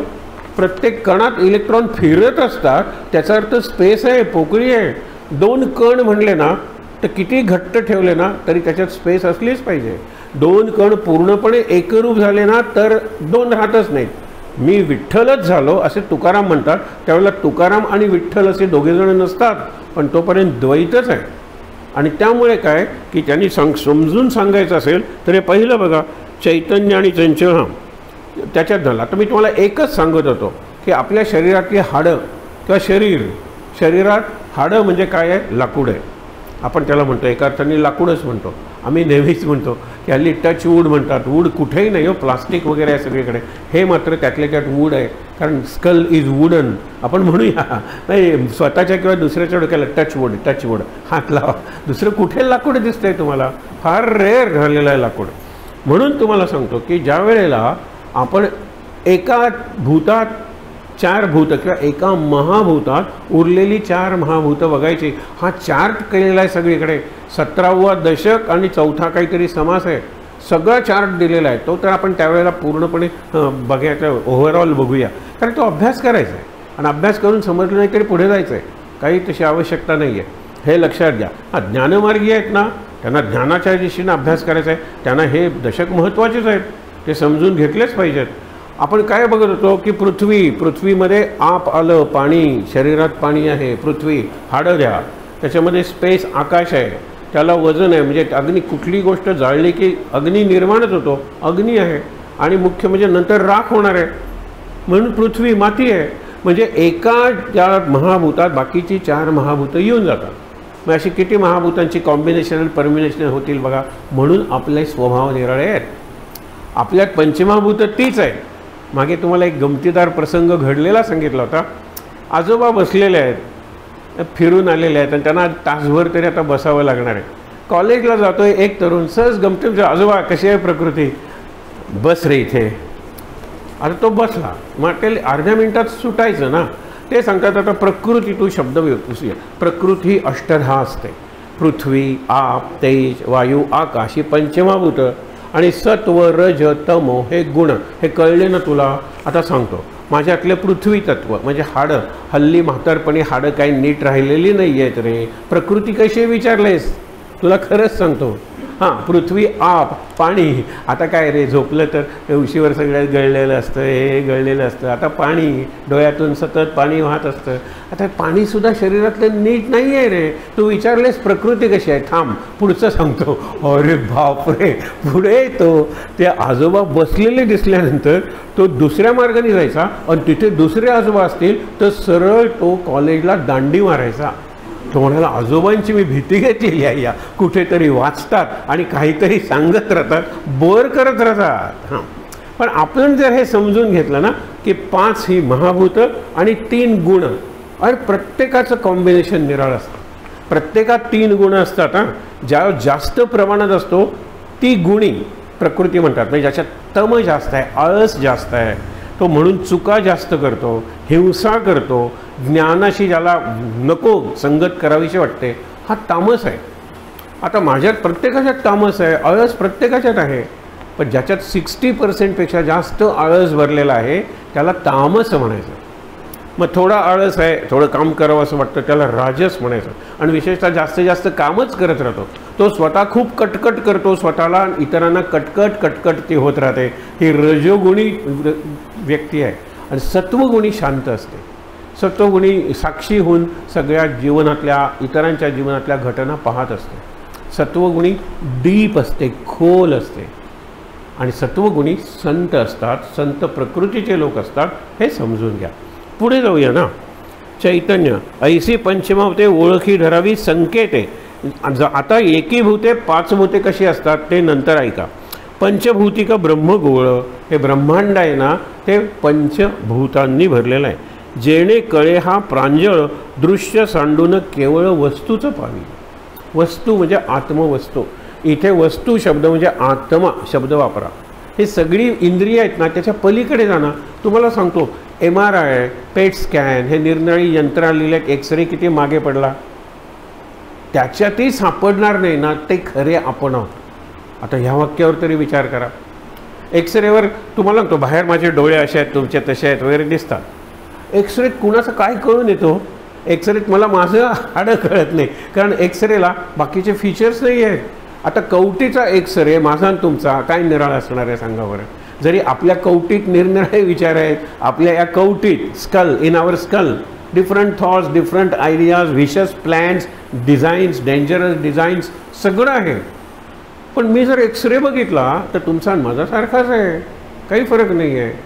ब्लड ग्रुप्स इतके 8 अब्ज बिलियन, 8 बिलियन पॉप्युलेशन आहे जगाची. ब्लड ग्रुप्स किती आहे तो 4 किंवा 5. आपण आत गेलं ना की आपण एक होत जातो. या एकत्वाकडे जाणं आणि हे बाकीची सगळी विविधता आहे. सांगितलं ना 5 महाभूत 3 गुण आणि यांचं प्रत्येकातलं प्रपोर्शन निराळं. म्हणून आपण म्हणतो व्यक्ती तितक्या प्रकृती. नुसत्या व्यक्ती तितक्या प्रकृती नाहीत, व्यक्ती तितक्या प्रकृती. कारण व्यक्तीची प्रकृती सकाळी एक असते, संध्याकाळी दुसरी असते, 1 तारखेला एक असते, 31 तारखेला निराळी असते, शुक्रवारपर्यंत एक असते, शनिवार रविवार दुसरी असते. तुम्ही काय व्यक्ती तेवढ्या प्रकृती म्हणतात. व्यक्ती प्रकृतीपर्यंत मेनी मेन मेनी माइंड्स. खरं म्हणजे many main many many many minds. म्हणून हे सगळं आपल्याला विविधता दिसते. ती समजून घ्यायची असेल तर मुळाकडे गेलं पाहिजे. गांधीजींचं एक फार सोपं सुंदर वाक्य आहे. तुम्ही जर वर बघितलं तर छोट्या छोट्या रोपात सुद्धा तुम्हाला विविधता दिसेल. त्यांच्या फुलात तुम्हाला विविधता म्हणजे डायव्हर्सिटी, व्हरायटी, डिफरन्स तुम्हाला दिसेल. फळांच्यात दिसेल, फळांचे आकार, फळांची चव, बरोबर आहे. त्यांची बीजसुद्धा तुम्हाला निरनिराळी दिसतील. आता आंब्याचे बीज आपण कवाथे लावतो ते वगैरे, बाकीचं छोटं बीज, बारकं बीज, पिंपळाचं झाड, वडाचं झाड एवढंच बीज असतं, त्यातून ते मोठे वृक्ष वाढतात. बीज. पण तुम्ही जर रूट्सकडे गेलात तर रूट्स सगळ्या झाडांची सारखी आहेत. कुणाची छोटी आहेत, कुणाची मोठी आहेत, कुणाची जास्त पसरत नाहीत, कुणाची उंचीच्या होणार. म्हणून पण roots are all the same. The structure of roots is the same. आता तुम्ही ज्याला निरनिराळ्या प्रकारचे माडाचं रूट असं असतं आणि त्याचं रूट तसं असतं ते फरक नाही आहे. रूट्सकडे बघा, सगळी झाडं एक आहेत, सगळ्या वनस्पती एक आहेत, सगळी पिकं एक आहेत, सगळी फळझाडं सगळी फुलझाडं एक आहे. When you go to the roots, वरती आलात की व्हरायटी बिगिन्स. मग तुम्ही मी फक्त वरचंच दर्शन घेणार आहे का? माझ्या पत्नीचं, माझ्या पतीचं, माझ्या मुलांचं, माझ्या संसाराचं, माझ्या शेजाऱ्याचं, मी काम करतो त्या ऑफिसमधल्या लोकांचं विचार करा ना. का मी बदलणार आहे? मी बदलणार आहे का? बदलायचं म्हणजे काय बदलायचं? दृष्टी बदलायची. आपण तेच सांगतो, दृष्टी बदली म्हणजे बुद्धी बदलली पाहिजे, विचार करण्याची पद्धत बदलली पाहिजे. आपण विचार करतो, नको तितका विचार करतो, पण दोन गोष्टी चुकतो. विचार करण्याची पद्धत चुकीची आणि विचारांची दिशा चुकीची आहे. बघा, माझ्याकडून दुसऱ्याकडे हा दुर्योधनच आहे, कायम अस्वस्थ राहणार आहे. डोक्यावर जरी कायम राजमुकुट आहे तरी अस्वस्थ राहणार आहे. दुसऱ्याकडून माझ्याकडे हा युधिष्ठिर आहे, डोक्यावर मुकुट नाही आहे पण त्याचं डोकं शांत आहे. युधिष्ठिर आहे तो. विचार करूया आपण, मग दिशा कुठली असणार आहे? माझ्याकडून जगाकडे कोण विचारते रे तुला? घरात तुला किंमत नाही आहे तर काय तुम्ही दारात आणि इतर ठिकाणी किंमत बघता? कोणी नाही आहे. दुसऱ्याकडून मी म्हटलं ना की मी ग्रेट होतो. तुम्ही त्यांच्याकडे जा, ते मदत केल्याशिवाय राहणार नाही. तुम्ही त्यांच्याकडे जा, असेल तर तुम्हाला ती वस्तू दिल्याशिवाय राहणार नाही. हा माणूस मोठा का झाला? तो समाजासाठी मी मानतो, माझ्यासाठी समाज नाही, माझ्यासाठी फॅमिली नाही, फॅमिलीसाठी मी. फॅमिलीसाठी मी आलं की कटकट करणं कमी होतं. करते ना मी 11 वाजता, तूच कशाला करते? बाबा का नाही करत? ही हल्लीची पिढी वगैरे. अरे मी करते, काय बिघडलं? मला आनंद येतात. तुम्ही करा, पत्ते खेळत बसा, मी सगळ्याला चहा आणून देते. तुला आलं आवडतं ना, तुला गंजन आवडतं ना, तुला मी ही वेलची आवडते ना, मी प्रत्येकाला स्वतंत्र चहा करून देते. ही आनंदातच आहे. ती दमलेली आहे, शरीर दमलं आहे, मनाने ॲक्सेप्ट केलेलं आहे की मी फॅमिलीसाठी आहे. आत्ता जर मुलगी आलेली आहे माहेरपणासाठी, सगळे भाऊ वगैरे बसलेले आहेत आणि वडील वगैरे सगळे आनंदात आहेत, ते पत्ते खेळत आहेत, तर मी चहा करून दिला पाहिजे. प्रत्येकाला जो आवडतो त्याप्रमाणे करून दिला पाहिजे. ही आई आहे ना, ही घराची प्राणशक्ती असते, ही घराची केंद्रशक्ती असते, लक्षात ठेवा. आणि ते चॉईस इज मदर्स. आता मी काही काम करत नाही का, मला काही पगार नाही का वगैरे, हे असं म्हणे राईट ओरिएंटेशन होतं, ड्युटी ओरिएंटेशन जातं. कर्तव्यपरायण आणि हक्कपरायण, अधिकारपरायण. अधिकारपरायण म्हणजे महाभारत, कर्तव्यपरायण म्हणजे रामायण. रामायणात प्रत्येकजण कर्तव्य करतोय आणि कर्तव्यात जे चुकले त्यांना लगेच ते भोगावं लागलेलं आहे. कर्तव्यपरायण आणि हक्क माझं माझं मला पाहिजे, हे महाभारत आहे. हे कळलं ना तर जीवन वाचणं सोपं जातं. आणि जीवन म्हणजे जीवनातले प्रसंग वाचायला शिकलं पाहिजे. Read the events and incidence in your life. Read life. आणि त्या चित्रांची लिपी असते ती नियतीची लिपी असते. नियती कुठल्या शब्दातली? त्याची चित्र काढते. आता या आठवड्यात हे घडणार आहे तुझ्या जीवनात. टेक दिस वर्कशीट, टेक दिस ब्ल्यूप्रिंट, टेक दिस डिझाईन. आणि मग आपण पानं उलटतो. कोण दिवसाचं उलटतं, कोण तासांचं उलटतं, कोण आठवड्याचं उलटतं, कोण वर्षांचं उलटतं. लक्षात ठेवा, मुद्दा काय आहे? चित्र देतात, बाकी तुम्हाला काही देत नाही. चित्र. आता स्वयंपाक म्हटलं या गोष्टी घडणार आहेत. बी प्रिपेअर, रागवू नकोस. आता पुढे बघा, महाद्वार ओलांडावे तेव्हाच देवदर्शन घ्यावे, तैसे दृश्य हे सांडावे जाणून या. जे दिसतंय ते सांडा, दिसतंय ते टाका, जाणून या. काय? की हे बदलणार आहे, हे बदलणार आहे. म्हणून मग आत्ता अरे हे बदलणार आहे, हे बदलतंय या क्षणाला सुद्धा. हे कळल्यानंतर शंकराचार्यानं जर एखाद्या ज्योतिस्तोत्र लिहायला सांगितलं असतं की दिव्याची ज्योत, आपण बघितल्यानंतर अरे वा, हे किती दिवस जळणार आहे आपल्याला वाटतं. शंकराचार्यांना माहीत आहे प्रत्येक क्षणालाही संपते. त्यातलं तेल संपतंय, त्यातली वात संपते आहे, त्यातला प्रकाश संपतोय, त्याची उष्णता संपते आहे. आणि असं असून ते त्या ज्योतीचा चांगला अनुभव घेतात बिकॉज ही नोज. हे लक्षात ठेवा की 20 वर्षांनी मी किंवा माझी पत्नी अशी राहणार नाही आहे, 40 वर्षांनी मी किंवा माझी पत्नी अशी राहणार नाही आहे. हे जो लक्षात घेतो ना तो पत्नीवर खरा प्रेम करतो, ती पतीची खरी सेवा करते. तुम्ही हे जाणा आणि ओलांडा, पण महाद्वार ओलांडल्याशिवाय तुम्ही देवाच्या मूर्तीपर्यंत जाऊ शकत नाही. आपण म्हणूया मंडपातून गर्भगुड आहे, गर्भगुडीच्याही आत गेलं पाहिजे. आम्ही तर म्हणतो मूर्तीच्याही आत गेला पाहिजे, मूर्तीच्याही आत देव आहे. म्हणून सांगतो, तुम्हाला आवडणार नाही वाक्य, पण लक्षात ठेवा, हे गजनी वगैरेनी मूर्ती बाहेरून फोडल्या, आतून मूर्ती फोडली पाहिजे. आणि मग तो देव म्हणाला, अरे मी याच क्षणाची वाट, किती दिवस मूर्ती मूर्ती मूर्ती करशील, आता फुटली ना मूर्ती, आता मी सगळ्या बाजूनी तुला आलिंगन देतो. सगळ्यात मी, सुमनात मी, कुसुमात मी, गगनात मी, ताऱ्यात मी, वाऱ्यात मी, हे जे सगळं असतं ना ते केव्हा दिसायला लागेल, समोरची मूर्ती फुटली तर. ह्याच मूर्तीवर मी जर प्रेम करत राहिलो जन्मभर, हीच मूर्ती, मूर्तीच्या आज जो अमूर्त परमेश्वर आहे तुम्ही बघितलाच नाही. एक मागे गंमत बघून तुम्हाला सांगतो, हे मी तुम्हाला वाटेल हे परत परत हे वाचून संपत का नाही, हे कळणार नाही आहे त्याशिवाय. आता पुढचं दुश्चित आलं ना तर ते आपल्याला कळणार आहे, कारण आपलं आत्मचरित्र आहे. आपण एकाग्र होऊच शकत नाही, एकचित्त होऊच शकत नाही, म्हणून दुश्चित तिथे ह्याच्यात चित्र काढलं आहे. असं डिप्रेस झालेला माणूस बसलेला आहे, मान टाकून, चेहऱ्यावर कुठलेही भाव नाहीत, आणि का मी जगतोय हा भाव आहे त्याच्या चेहऱ्यावर. हे चित्र काढले मुद्दाम, बघा तुम्ही. दुश्चित्त, आपल्याला हे चित्र बघितल्यानंतर दिवसभर आरशात बघायची गरज नाही, कारण मी असा दिसतो. म्हणून ते सोपे आहेत वाचायला, हे जरा अवघड आहे. म्हणून मी तुम्हाला एक गोष्ट सांगतो, ते ऐका. एक बौद्ध भिक्षुक दिवसातून 3दा तो बुद्धाची, त्याच्याकडे लाकडी मूर्ती होते आणि त्याचा हे करायचा, पूजा करायचा. तो दूर देशातून आलेला आहे, त्याला ल्हासाला जायचं आहे. ल्हासाला तिबेट मोठी, आपण म्हणतो विहार म्हणतात ना, त्यांची ती बुद्धीची पूजेची स्थान आहे, मोठे मोठे विहार. आणि ल्हासा ही बुद्धिझमची राजधानी समजली जायची, तिबेटमध्ये राजधानी समजली जायची. तिकडे त्याला जायचं आहे. पण वाटेत हिमालयातून येणारं बर्फ, बिलो झिरो टेम्परेचर, आणि हिमवादळ. इतकं भरपूर बर्फ पडलं की तुमचे पाय गुडघा आत जातात, आणि पुढे बाहेर काढेतोपर्यंत मांडीपर्यंत येतात. ती बाहेर काढून पुढे हिमसमाधी, पूर्णपणे तुम्ही म्हणा, आणि सगळे हात गेल्यामुळे ऑल जॉईंट्स आर फ्रोझन, काहीच हालता येत नाही.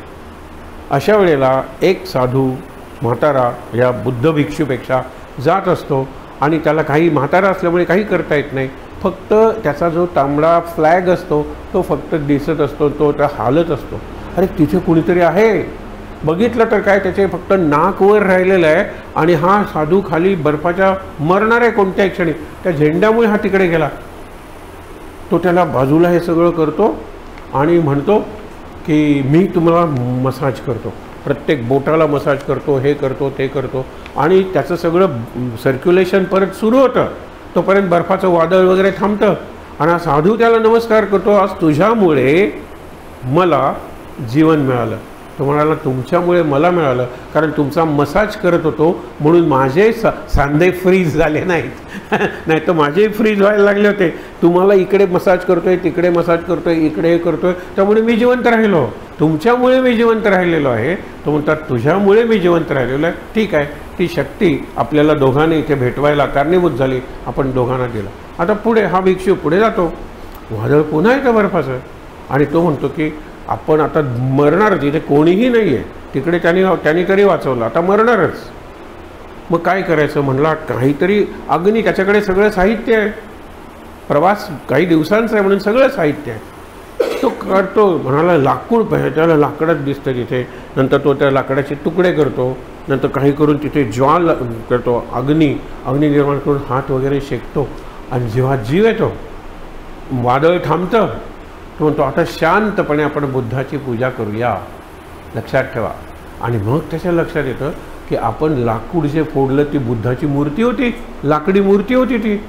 बाप रे, आता काय करायचं, माझं जीवन व्यर्थ आहे, मी जीव देतो. त्याला सगळीकडून आवाज येतो, आताच खरा तो माझा भक्त झालेला आहे. तेवढ्या त्या लाकडाच्या मूर्तीत सगळी तुझी भक्ती गोठवून ठेवलेली होतीस. ज्यावेळेला तुझं शरीर गोठवलं त्यावेळेला तुला कुठेतरी अग्नी पाहिजे होता, म्हणून माझे तुकडे करून तो अग्नी केला. आता सगळीकडे तुला बुद्ध दर्शन होणार आहे.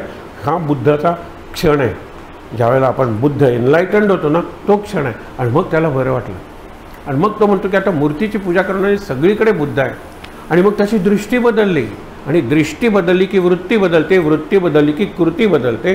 हा संतांचा सिद्धांत लक्षात ठेवा. आणि दृष्टी बदलण्याचं काम गुरु करतो. दृष्टी राम बदलत नाही, दृष्टी कृष्ण बदलत नाही. दृष्टी भगवान बदलतो अर्जुनाची. आपला गैरसमज आहे, कृष्णाने अर्जुनाची दृष्टी नाही का बदलली, गीता नाही का सांगितली. अरे तो भगवान आहे, त्यावेळेला कृष्ण नाही आहे. कृष्णाने सांगितलं त्या शिशुपालाला, अरे बाबा मी देव आहे, देवाचा अवतार आहे, मी ठार मारीन, 100 वेळा तुला सांगेन. रावणाला नाही ठार मारलं रामाने, आम्ही देवाचे अवतार ठार मारतो. मत आणि मन बदलण्याचं काम गुरु करतो, साधू संत करतात, ऋषी मुनी करतात, त्यांना शरण जा आणि त्यांची सेवा केली तरच दुर्योधनाचा युधिष्ठिर बनणार आहे. आणि 2 युधिष्ठिर झाले तर युद्ध संपून शांती निर्माण होणार आहे. अगदी लक्षात घ्या. जर 2 दुर्योधन झाले तर कठीणच आहे. मग दुर्योधनाचा युधिष्ठिर कोण करणार आहे? वाल्याचा वाल्मिकी करतो तोच. वाल्याचा वाल्मिकी कुणी केला? नारदाने केला. नारद हे देवर्षी आहेत, देवाचे अवतार नाही आहेत, देव ऋषी म्हणून आहे. विचार करा. एवढं कळलं मग पुढचं महाद्वार ओलांडावे हे सगळं चिंतन केलं पाहिजे. तेव्हा तुम्ही दृश्य सांडावे जाणून या. म्हणून दृश्याच्या पोटी आहे पंचमभूतांची दाटी, एकपणे पडली मिठी दृश्य पंचभूता. ही 5 भूत बाहेर आहेत आणि आत आहेत, अगदी विरुद्ध वागतात. हा केवढा चमत्कार आहे हो. बाहेर पंचमभूत कशी वागतात? पृथ्वी माती असेल तर पाणी, माती विरघळून माती नष्ट झाली, पाणी उरलं. अग्नी पाण्याची वाफ करून टाकतो, अग्नी वारा त्याला विझवून टाकतो आणि आकाश वाऱ्याला गिळून टाकतं. हे बाहेर सगळं दिसतं ना. मग शरीरातले पृथ्वी, आप, तेजवायू, आकाश एकमेकाला मदत कशी करतात? हा चमत्कार आहे. हे लक्षात ठेवा. हा सृष्टीने घडवलेला चमत्कार आहे. सृष्टीला निरनिराळ्या रूपात निरनिराळ्या कला करायच्या होत्या, निरनिराळ्या कृती करायच्या होत्या किंवा लीला करायच्या होत्या, म्हणून हे त्यांनी निर्माण केलं. बघा ना, शरीरातलं पाणी आहे ना ते इतर पंचमभूतांना जगवतं.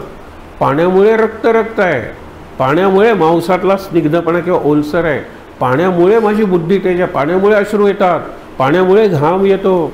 पाणी सगळ्याचा आधार आहे. तसाच अग्नी आहे म्हणून ज्वलन आहे, म्हणजे टेम्परेचर आहे म्हणून मी जिवंत आहे. हा अग्नी संपला, अग्नी आहे म्हणून मला भूक लागते. आपण म्हणतो जठरा अग्नी. म्हणजे शरीरात ही पंचमहाभूत एकमेकाचे मित्र आहेत, बाहेर ही पंचमहाभूत एकमेकाचे शत्रू आहेत. आपण पिंडी ते ब्रह्मांडी म्हणतो. म्हणजे काय? पंचमहाभूत पिंडात म्हणजे देहात आहेत आणि ब्रह्मांडात सुद्धा आहेत. पण ब्रह्मांडातली पंचमहाभूत ही पंचमहाभूत आहेत, एकमेकाचे शत्रू आहेत. पिंडातली पंचमहाभूत त्याला आपण आत्ता सांगितलं सत्व रज तम आणि मुख्य म्हणजे बुद्धी मन असल्यामुळे ती एकमेकाची संवाद साधून राहतात. आपला शब्द आहे ना, गुण्या गोविंदानं राहतात. ही गुण्या गोविंदानं राहतात शरीरात, बाहेर एकमेकाचे शत्रू आहेत. हा विचार करा ना. हा विचार केल्याशिवाय महाद्वार ओलांडताच येणार नाही. आपण सगळेजण मंडपात किंवा प्रकारातच आहोत. मंडपात गेलं पाहिजे. आता सांगितलं आपल्याला बऱ्याच ठिकाणी प्रवेश नसतो, गर्भकुडीत जायचं नाही, देहाला जायचं नाही, हे लक्षात ठेवा. आता सबरीमाला आहे, त्याला 10 वर्षाच्या खालच्या 50 वर्षाच्या वर्षा स्त्रियांनाच प्रवेश आहे, बाकीच्यांना प्रवेश नाही. कारण आमचा नियम आहे तो देहाला. पण एखादी अगदी देवळाची पायरी चढली, तिच्या लक्षात आलं की आपलं MC सुरू झालेली आहे, पिरियड्स सुरू झालेले आहेत, तर ती पायरी खाली उतरेल. तुम्ही सगळेजण दर्शन घेऊन या, मी इथेच सबरीमालाचं दर्शन घेईन. एखादं चित्र तिच्याकडे असेलच. आपल्याकडे महाराजांची पुस्तकं वगैरे नसतात का? किंवा छानपणे मानसपूजा करत इतरांना जो अनुभव येणार नाही तो हिला येईल. मानसपूजा करायला तुम्हाला कुणी अडवलं आहे? देहानं पूजा करायला अडवलं आहे. सुतक आलं की 10 दिवस पूजा बंद, बरोबर. 10 दिवस नैवेद्य बंद, पण 10 दिवस जेवण बंद आहे का? 10 दिवस अभिषेक बंद, 10 दिवस आंघोळ बंद आहे का तुमची? नाही. शेजारती बंद, 10 दिवस तुम्ही झोपत नाहीत का? समर्थाने विचारलाय प्रश्न. पण आपण करतो काय? साहेबापुढे लोटांगण घालतो आणि साहेबांचा साहेब जो परमेश्वर आहे त्याला आठवत सुद्धा नाही. साहेबापुढे लोटांगण घालसी. साहेब हा शब्द ह्याचातला आहे. साहेब ज्ञानेश्वरीत आलेला नाही आहे, कारण तोपर्यंत साहेब हा शब्द असलेली भाषाच देशात आली नव्हती. तुकारामात साहेब वगैरे शब्द आहेत, कारण का? ते उर्दू भाषा वगैरे तोपर्यंत आले होते ना. तुकाराम, रामदास आणि शिवाजी लढला ना मोगलांच्या विरुद्ध. त्यांचे शब्द किती हुजूर वगैरे किती शब्द आलेले आहेत. मुद्दा काय? साहेबांच्या साहेबाला तुम्ही विसरता. त्या देवाला काल म्हणत होते ना, त्या देवाला तू विसरतोस आणि ह्या देवाला तू साकारतोस, या देवाला तू सजवतोस. बरोबर आहे ना? हे लक्षात ठेवा. मी मागे तुम्हाला सांगितलं होतं, तुमच्यापैकी काही जणांच्या नक्की लक्षात असेल. आता काय सुंदर मढवली होती ती मूर्ती, म्हणजे सजवली होती, रत्नजडी, पण मढवली होती. ह्याच्यातला मढ शब्द आपण लक्षात घेत नाही. अरे तुम्ही काय मढवलंय? प्रेताला साजे शृंगार केलेला आहे. त्या मूर्तीत चैतन्य नाही आहे, तुम्ही मूर्तीची भक्ती करतच नाही, मूर्ती फक्त सजवता. अरे काय सुंदर सजावट आहे. हे बऱ्याच वेळेला तसं दिसतं का. परवा दिवशी निदान एवढे तरी गजानन महाराज दिसत होते, बाकी सगळे हे घातले होते. मला त्या तिरुपतीची गंमतच वाटते. बालाजीचे डोळे दिसतात तेही अर्धवट बंद. हे कुणी केलं? आणि मग त्यातून गोष्टी निर्माण केल्या. नाही बालाजी झोपतो, बालाजी हे करतो, बालाजी काही करत नाही, बालाजीला मूर्तीच नाही आहे.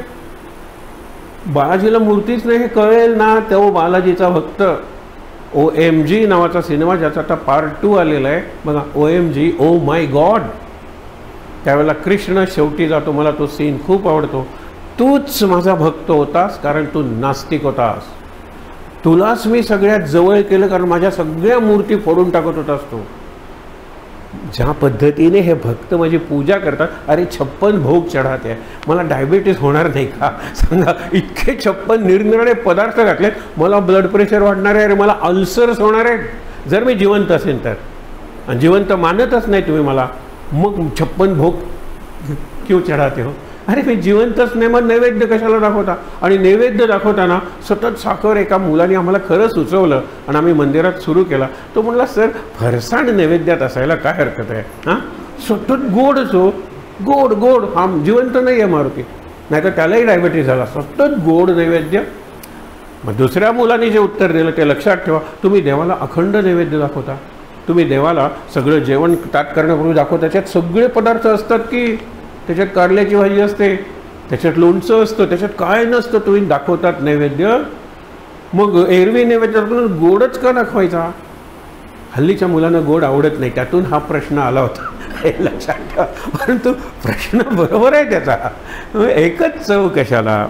म्हणून हे का वाटतं माहिती आहे ना. आपल्याला देव दगडच वाटतं, आपल्याला देव लाकूडच वाटतो, आपल्याला देव धातूच वाटतो, किंवा आपल्याला देव काचच वाटतो.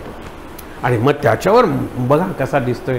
एक आम्हाला इथून गेले रथ बघायला. सोन्याचा रथ दिलाय गोव्यातल्या एका यांनी याला शृंगेरीला.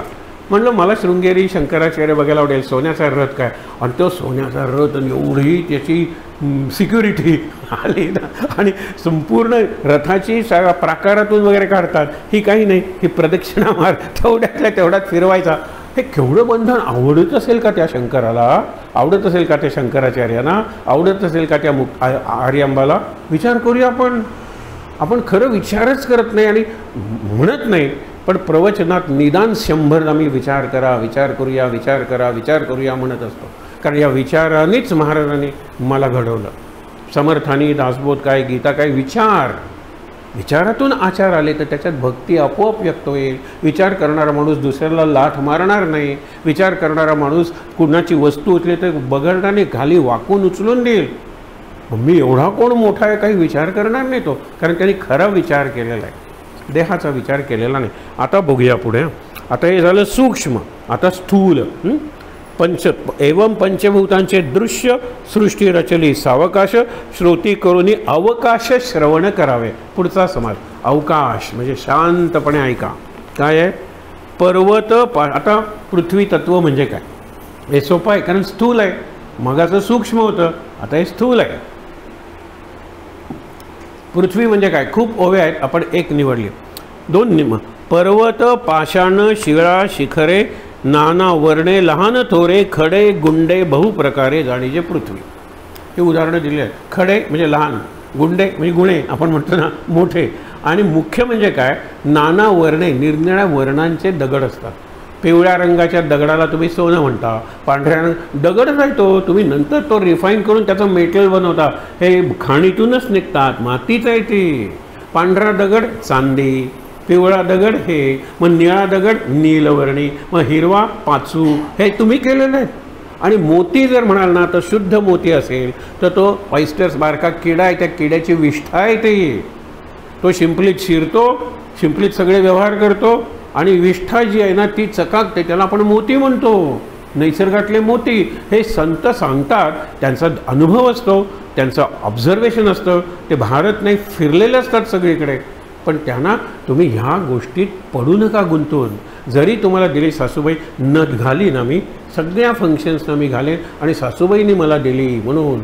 पूर्वीचा शालू मी एक आमच्या घरी आईचा होता, आई म्हणाली सासूबाईंनी दिले म्हणून. सासूबाई काय वजन आहे ह्याला, 2-2 किलोचे शालू असायचे पूर्वी. गंधर्व वगैरे कसे घालत असतील, कारण त्यांच्याकडून ती फॅशन स्त्रियांपर्यंत जायचे. आणि त्याचं वजन म्हणजे सोन्याचंच वजन. शालू म्हणजे ते बुट्टी असे, जरीचा शालू म्हणतो. जर म्हणजे सोन्याचा धागा. विचार करूया आपण. म्हणजे पण तुमची भावना मला कळते, की भावनेला मी मान देईन, पण नंतर तुम्ही माझं ऐका ना सासूबाई.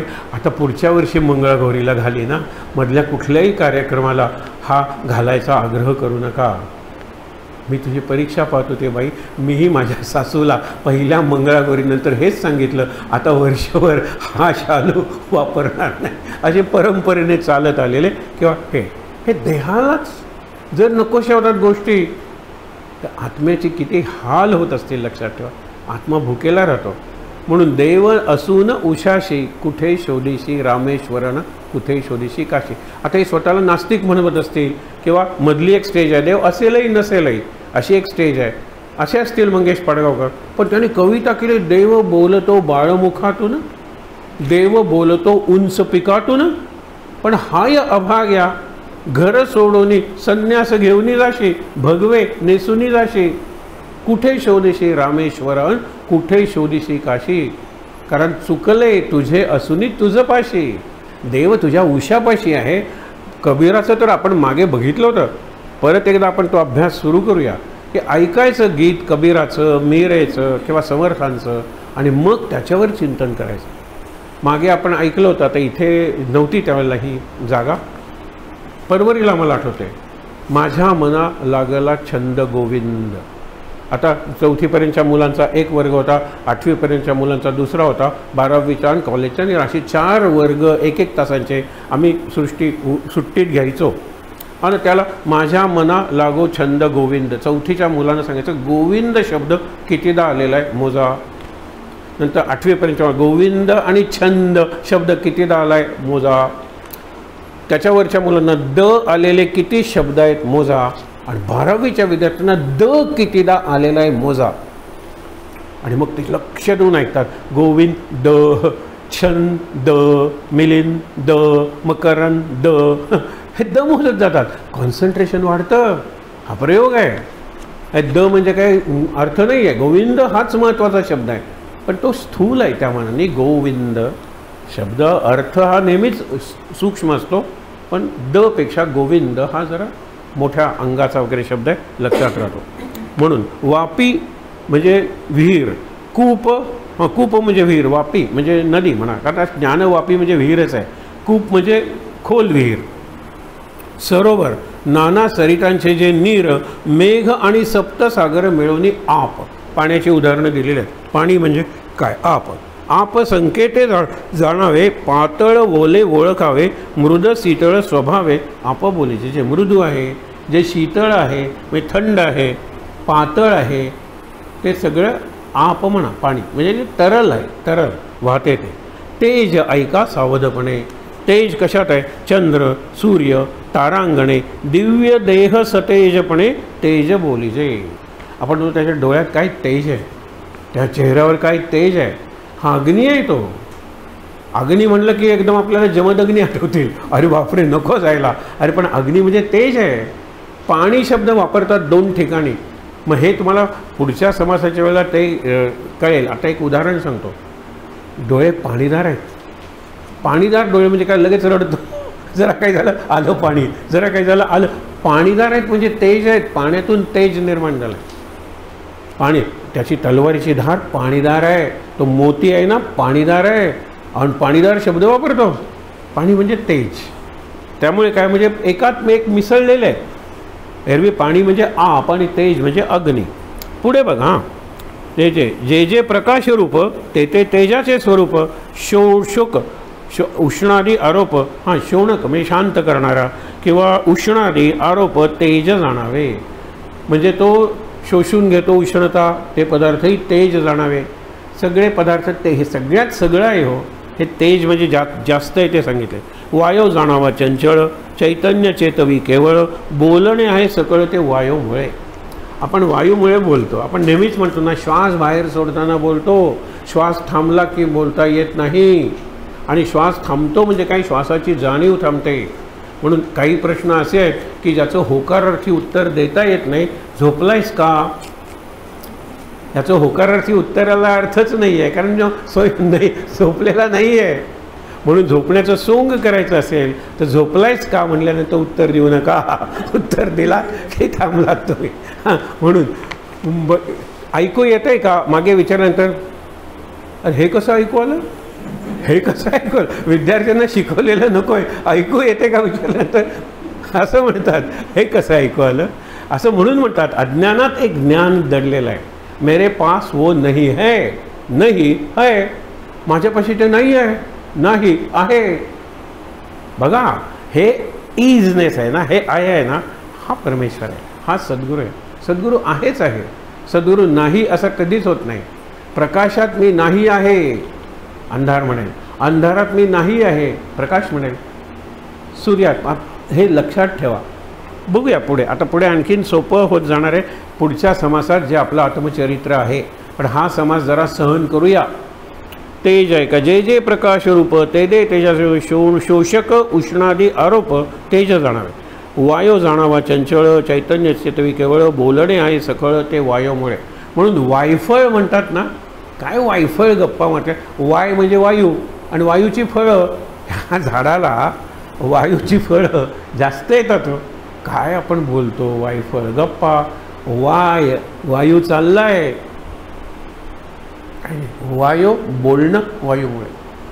त्याच्या पुढे काय सांगितलेलं आहे, हाले डोले तेतुका पवन, काही न चले पवने विण. पवन म्हणजे वारा. सृष्टी चालाया कारण मूळ ते महावायू. महावायू हा सृष्टी चालवतो. वायूशिवाय हालचालच नाही, वायूशिवाय जीवन नाही, चैतन्य नाही.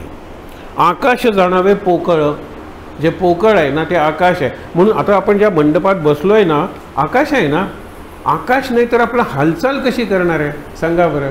पापणी आपण हलवतो ते आकाश आहे म्हणून, ही बोटं हलवतो आकाश आहे म्हणून, हे सगळं नृत्य वगैरे सगळं आकाश आहे म्हणून, ही घरं उभारली ती आकाश आहे म्हणून, विमानं वगैरे जातात, अगदी आगगाडी येतात, ते ट्रेन वगैरे आकाश आहे म्हणून. आकाश नाही तर काहीच नाही, आणि आकाश दिसत नाही, हे लक्षात ठेवा.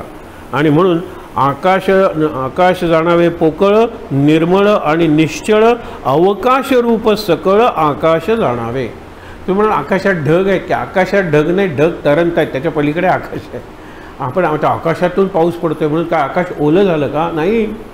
अरे आकाशात काय आग लागलेली आहे, आकाश काय नाही. आकाशात आग लागते, तुम्हाला दिसते, आकाश आगीपासून दूर आहे म्हणून आकाश जाळू शकत नाही, आकाश तोडू शकत नाही, आकाश भिजवू शकत नाही, आकाश कोरडं करू शकत नाही, आकाशाला हलवू शकत नाही. ही सगळी ब्रह्माची वर्णन आहेत, सद्गुरूचं वर्णन आहे. म्हणून त्यातल्या त्यात सद्गुरूंना जवळ अवकाश आहे. आकाशाच्या पलीकडे आलात अग्नी, अग्नीच्या पाणी आलं, पाणी आलं, आप आलं, पृथ्वी आली. पृथ्वी सगळ्यात स्थूल आहे आणि आकाश सगळ्यात सूक्ष्म आहे. मग आकाश, एका मुलाने विचारला प्रश्न, मी दासबोधाचं पारायण पहिल्यांदा करत होतो, मी एक गोष्ट सांगत होतो, म्हणजे माझी रिव्हिजन व्हायची, कशी सृष्टी निर्माण झाली तुम्हाला माहीत आहे का. मग सांगायला सुरुवात केली, काहीच नव्हतं, ओंकार होता, हे सगळं सांगितलं. आणि त्याला सांगितलं की त्यांनी पहिल्यांदा आकाश निर्माण केलं. आकाश हलायला लागलं, स्पंदन, त्यातून वायू निर्माण झाला, वायू वेगानं धावायला लागला, त्यातून गती निर्माण झाली, तेज.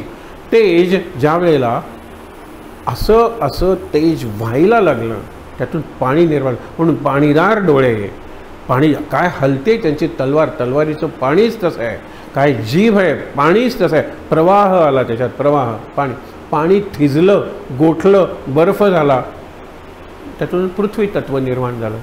आता म्हणलं प्रलयाच्या वेळेला उलटं घडतं, पाणी आहे ना ते पृथ्वीला शोषून घेतं, आपण म्हणतो डिझॉल्व करतं, विरघळून टाकतं, बरोबर. पाणी उरलं, पाण्याला अग्नी वाफ करून टाकतो, पाणी संपलं. अग्नीला वायू विझवून टाकतो, अग्नी संपला. वायूला आकाश गिळून टाकतं. आकाश ज्याच्यापासून निर्माण झालं तो आकाशाला आत्मसात करतो, परब्रह्म. म्हणून आकाश हे तत्व आहे, पंचमहाभूत आहे. आकाशसुद्धा संपणार आहे, कारण आकाश निर्माण झालेलं आहे. ओम सगळीकडे आहे. ओम म्हणजे आकाश नाही, अवकाश नाही, त्याच्याही पलीकडे आहे. ओमपासून पहिल्यांदा अवकाश निर्माण झालं, मग अवकाशापासून पृथ्वीपर्यंत आत्ता तुम्हाला सांगितलं. हे लक्षात घ्या. नाही आलं लक्षात तरी चालेल, पण पुढे बघूया शेवटी. म्हणून आकाश ऐसे नाही सार, आकाश सकळाहून थोर, पाहता आकाशाचा विचार स्वरूपासारखा. स्वरूप दिसत नाही, पण आकाश दिसत नाही. स्वरूप म्हणजे आत्मा, रूप म्हणजे देह, हे लक्षात घ्या. म्हणून आकाश ऐसे, आकाश अनुभवा येते, स्वरूप अनुभवा परते. आकाश अनुभवायला येतं. म्हणजे आकाश म्हणजे आता हलतंय बघा. मग आपण म्हणतो ना, we cannot see the wind, we can see what the wind does. वारा दिसत नाही, पण वाऱ्यामुळे एखाद्याचे केस हलतात किंवा वारा जोरात आला तर झाड उन्मळून पडतं. आपल्याला इफेक्ट दिसतो. इफेक्ट आहे म्हणजे कॉज असलं पाहिजे. Cause of this is wind. We cannot see the wind. आपण काही बघू शकतो. We cannot see light, we cannot see sound, we can hear it, we can feel उष्णता. वी कॅनॉट सी उष्णता. हे उष्णता, हीट, लाईट, एनर्जी फॉर्म कुठला, electricity दिसणार आहे तुम्हाला, मॅग्नेटिझम दिसणार आहे तुम्हाला. We can see magnet and the thing attracted by the magnet. We can see two magnets, पण मॅग्नेटिझम दिसणार नाही, इलेक्ट्रिसिटी दिसणार नाही. आणि तो देव आहे, इलेक्ट्रिसिटीच्या पलीकडे देव आहे. इलेक्ट्रिसिटीचा तुम्हाला अनुभव एकदम शॉक बसेल, पण इलेक्ट्रिसिटी निर्माण कोणापासून झाली? परमेश्वरापासून. तो देव या सगळ्यांच्या पलीकडे आहे, आकाशाच्याही पलीकडे आहे. हे समजून घ्या. स्वरूप म्हणून हे ही ओळ महत्त्वाची आहे. आकाश अनुभवा येते, स्वरूप आत्मा हा अनुभवाच्या पलीकडचा आहे. अनुभव म्हणजे सेन्सरी अनुभव. तुला आता दाखवतो, हे पोकळी तुला दिसत नाही ना, हात हलवतोय. मागे तुम्हाला एक मार्मिक गोष्ट सांगितली होती, ती गोष्ट सांगून आपण थांबूया. लक्षात घ्या. पुढचं दुश्चित वगैरे आहे ना, ते आपण संपूया, कारण ते सोपे समास आहेत त्या मानाने. पण हे शेवटचं समजून घ्या.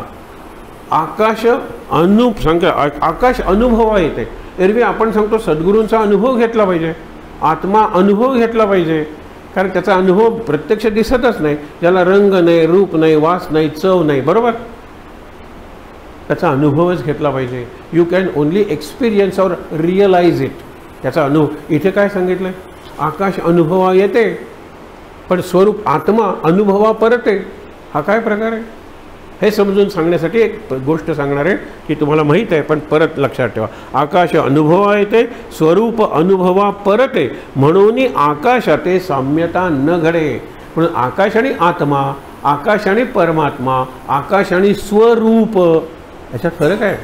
दोघांच्यातली कितीतरी वर्णनं तुम्हाला सांगितले ना.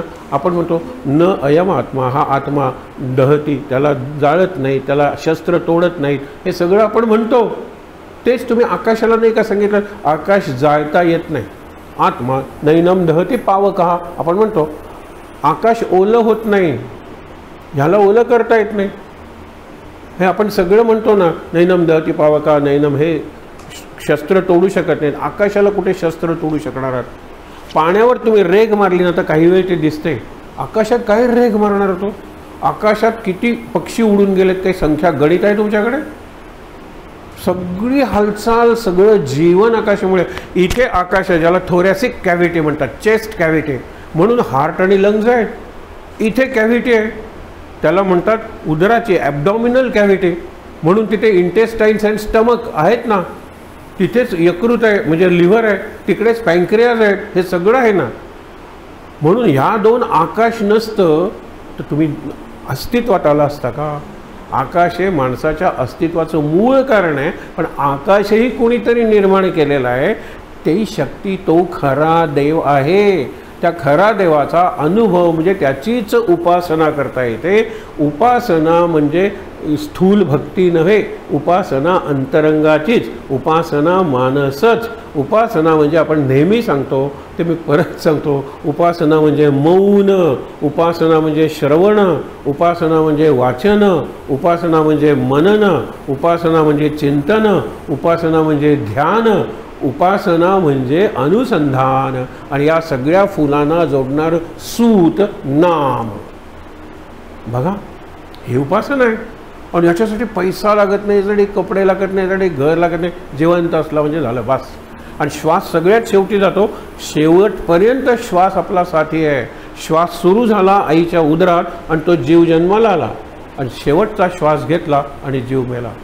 त्या श्वासावर नाम ठेवा, महाराज सांगताय, या श्वासावर नाम ठेवा. मग श्वासासाठी काय लागतं? नाही, श्वासाला मी लागतो ना तोपर्यंत श्वास मला वापरतो. मी नाही ठरवू शकत अमाऊंट ऑफ ब्रेथ्स. नाही सर डॉक्टरी आता काही तासच उरलेत एवढं डॉक्टर सांगू शकत. किती श्वास उरलेत नाही सांगू शकत तुम्ही. ती व्यक्ती सांगू शकत नाही ते बेशुद्ध असेल तर. आणि शेवटी ती अशी शुद्धी कमीच होत जाते त्या व्यक्तीची. श्वास किती उरले सांगता येणार नाही.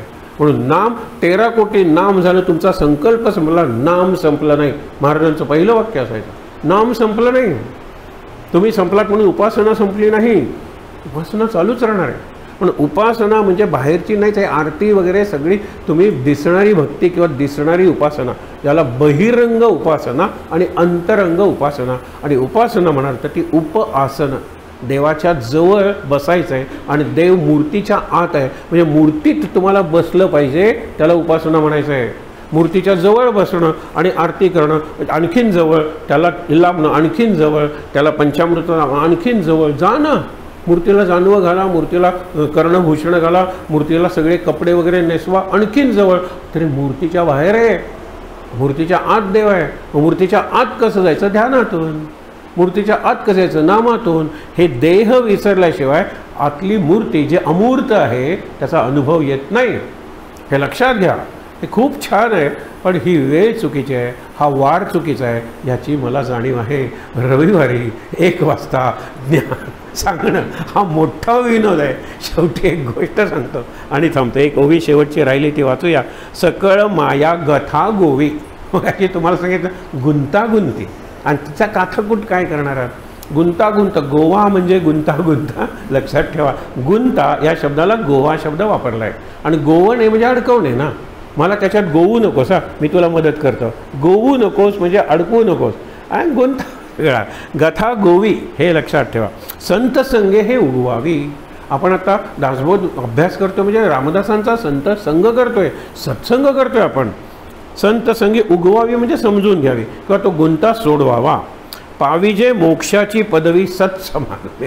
मला एक प्रसंग आठवतो की आतून तो बाहेर आला माणूस आणि जानव्याचा एवढा गुंता झालाय, फास बसल्यासारखं झालंय.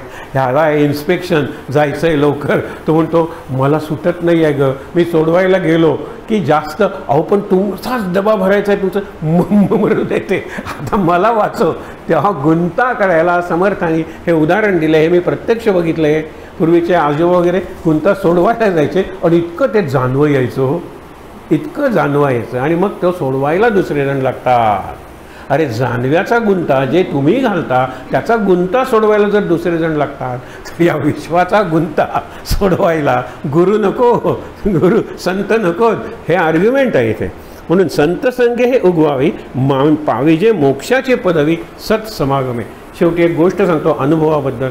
आणि गोष्ट म्हणजे उदाहरण आहे, ते फार सुंदर आहे. तुम्हाला पहिल्या वाक्यातच ते कळणार आहे. पण आपण काय सांगितलेलं आहे की आकाशाचा अनुभव येतो, पण ब्रह्म हे अनुभवाच्या पलीकडे आहे. हा कुठला अनुभव आहे? अनुभवाच्या पलीकडे. आणि काय आहे? महाराज म्हणायचे अनुभव अध्यात्मातला शेवटचा शब्द आहे. अनुसंधान हा नामस्मरणातला शेवटचा शब्द आहे. बघा ना, अनुसंधान अनुभव ही 2 चाकं आहेत महाराजांच्या ह्याची. आणि त्याच्यासाठी श्वासावर नाम, श्वासावर नाम एक अनुभव, दुसरा अनुसंधान. मग तुमचा उपासनेचा रथ निघाला. तुम्ही कुठेही असलात तरी हा रथ छान चालतो, त्याचा तुम्हाला अनुभव येतो. कशाची गरज नाही हो, अक्षरशः कशाची गरज नाही. हे माळसुद्धा ठेवून द्या, हे घड्याळ काढून टाका, जे काही असेल तुम्हाला सांगतो जानवंसुद्धा काढून ठेवायचे. झाडाला अडकून रामकृष्ण परमोस धोतर वगैरे सोडायचे आणि शांतपणे त्या आत्म्याकडे मला जायचं आहे. ते बाहेरची आवरणं तरी काढू देत. आणि आपण काय करतो, मला नक्की आठवतं की इथे एक आपण म्हणतो निरनिराळ्या देवी आहेत आणि त्या देवीसुद्धा निरनिराळ्या कम्युनिटीच्या देवी आहेत. त्याच्यात एक दैवज्ञ ब्राह्मण म्हणजे सोनार शेटी, त्यांच्या देवीचं मला बोलवलं होतं. मी म्हटलं त्या देवीकडे तुमच्याकडे एकच प्रार्थना करतो की पुढच्या उपासनेपासून हे देवी दिसू दे, कारण मी हे देणार, तू ते देणार. आपण लग्न करायचं असेल तर 4 नातेवाईक, तू काय देणार आहेस, मी काय देणार आहे. अरे तुम्ही जर सगळंच केलं द्यायचं ठरवलं तर देवी दिसणार नाही, कारण मुखवटावरून घालतात. ते आणखीनच ना, चांदीचा मुखवटा सोन्याचा घातला तो रत्न जडित, देवी कुठे दिसते? फेकून दिली त्यांनी. रामकृष्णांनी सांगितलं कालीला, काली आहे तिने लज्जा रक्षणासाठी 4 पानं इथे लावलेली आहेत तुम्ही त्याला सगळं दागिने घातलेत, फेकून टाकले. तुम्हाला वाटलं ते चोरीला गेलेत, सगळं विश्व जर कालीचं आहे तर चोरून नेणार कुठे? म्हणून त्यांनी उदाहरणं दिलेलं आहे. मला चष्मा सापडत नाही. नातू म्हणतो शेवटी कुठे होतात आजोबा तुम्ही? शेवटी हा बाथरूममध्ये होतो. त्यांना बरोबर तिथे सापडतो. हा I have misplaced it. My specs have not been stolen. हे चोरीला गेलेले नाही आहेत. पण काली माता ही कामाख्या सगळं विश्वच त्यांचं आहे. तर चोरीचे दागिने या विश्वाच्या बाहेर कसं नेणार आहे? अनंत कोटी ब्रह्मांड नायकाच्या बाहेर आणि काही असणार आहे का? त्या नायकाला घडलंय, धरलंय घट्ट, मग आहेतच. एक गुरु आहे कुंगफू किंवा आपण ज्युडो वगैरे म्हणतो त्याचा, आणि त्याची एकच टेस्ट आहे. ती टेस्ट तुम्हाला माहिती आहे, अनुभव आणि अनुभवाच्या पलीकडचा अनुभव.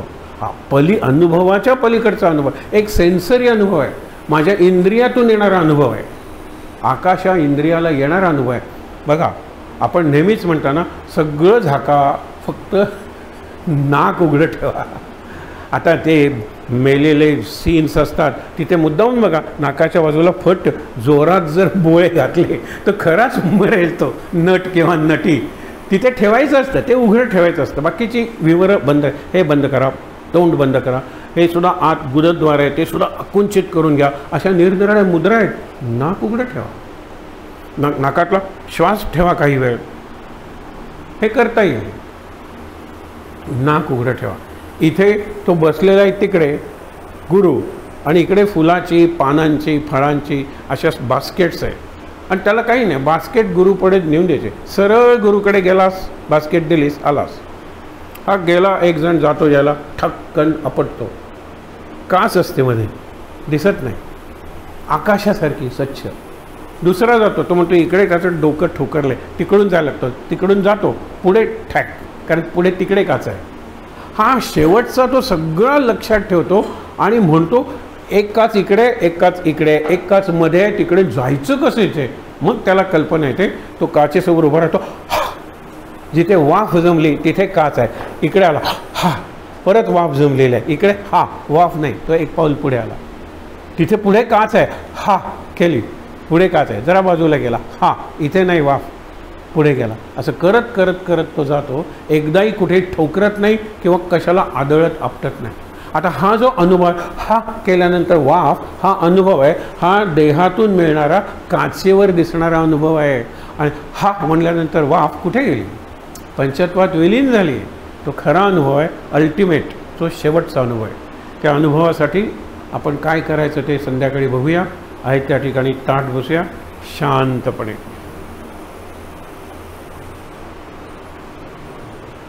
श्रीराम समर्थ. आपण श्लोक म्हणूया आणि शांतीपाठ. सदा सर्वदा योग तुझा घडावा, तुझे कारणी देह माझा पडावा. उपेक्षू नको गुणवंता अनंता, रघुनायका मागणे आता. जय जय रघुवीर समर्थ. ओम सहना भवतु, सहनौ भुनक्तु, सह वीर्यं करवावहै, तेजस्विनावधीतमस्तु मा विद्विषावहै. ओम शांति शांति शांति. तीनदा दीर्घ श्वास.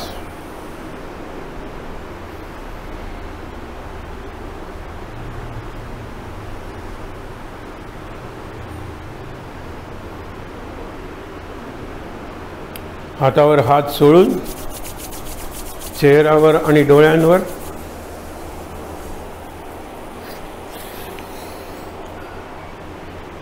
सावकाश डोळे उघडून समोर असलेले देव, साधू, संत, सत्पुरुष, सद्गुरू सर्वांचं दर्शन घ्यायचं आहे. सर्वांना नमस्कार करायचा आहे. शांत आनंद. महाराज महाराज महाराज. सर्वांना नमस्कार.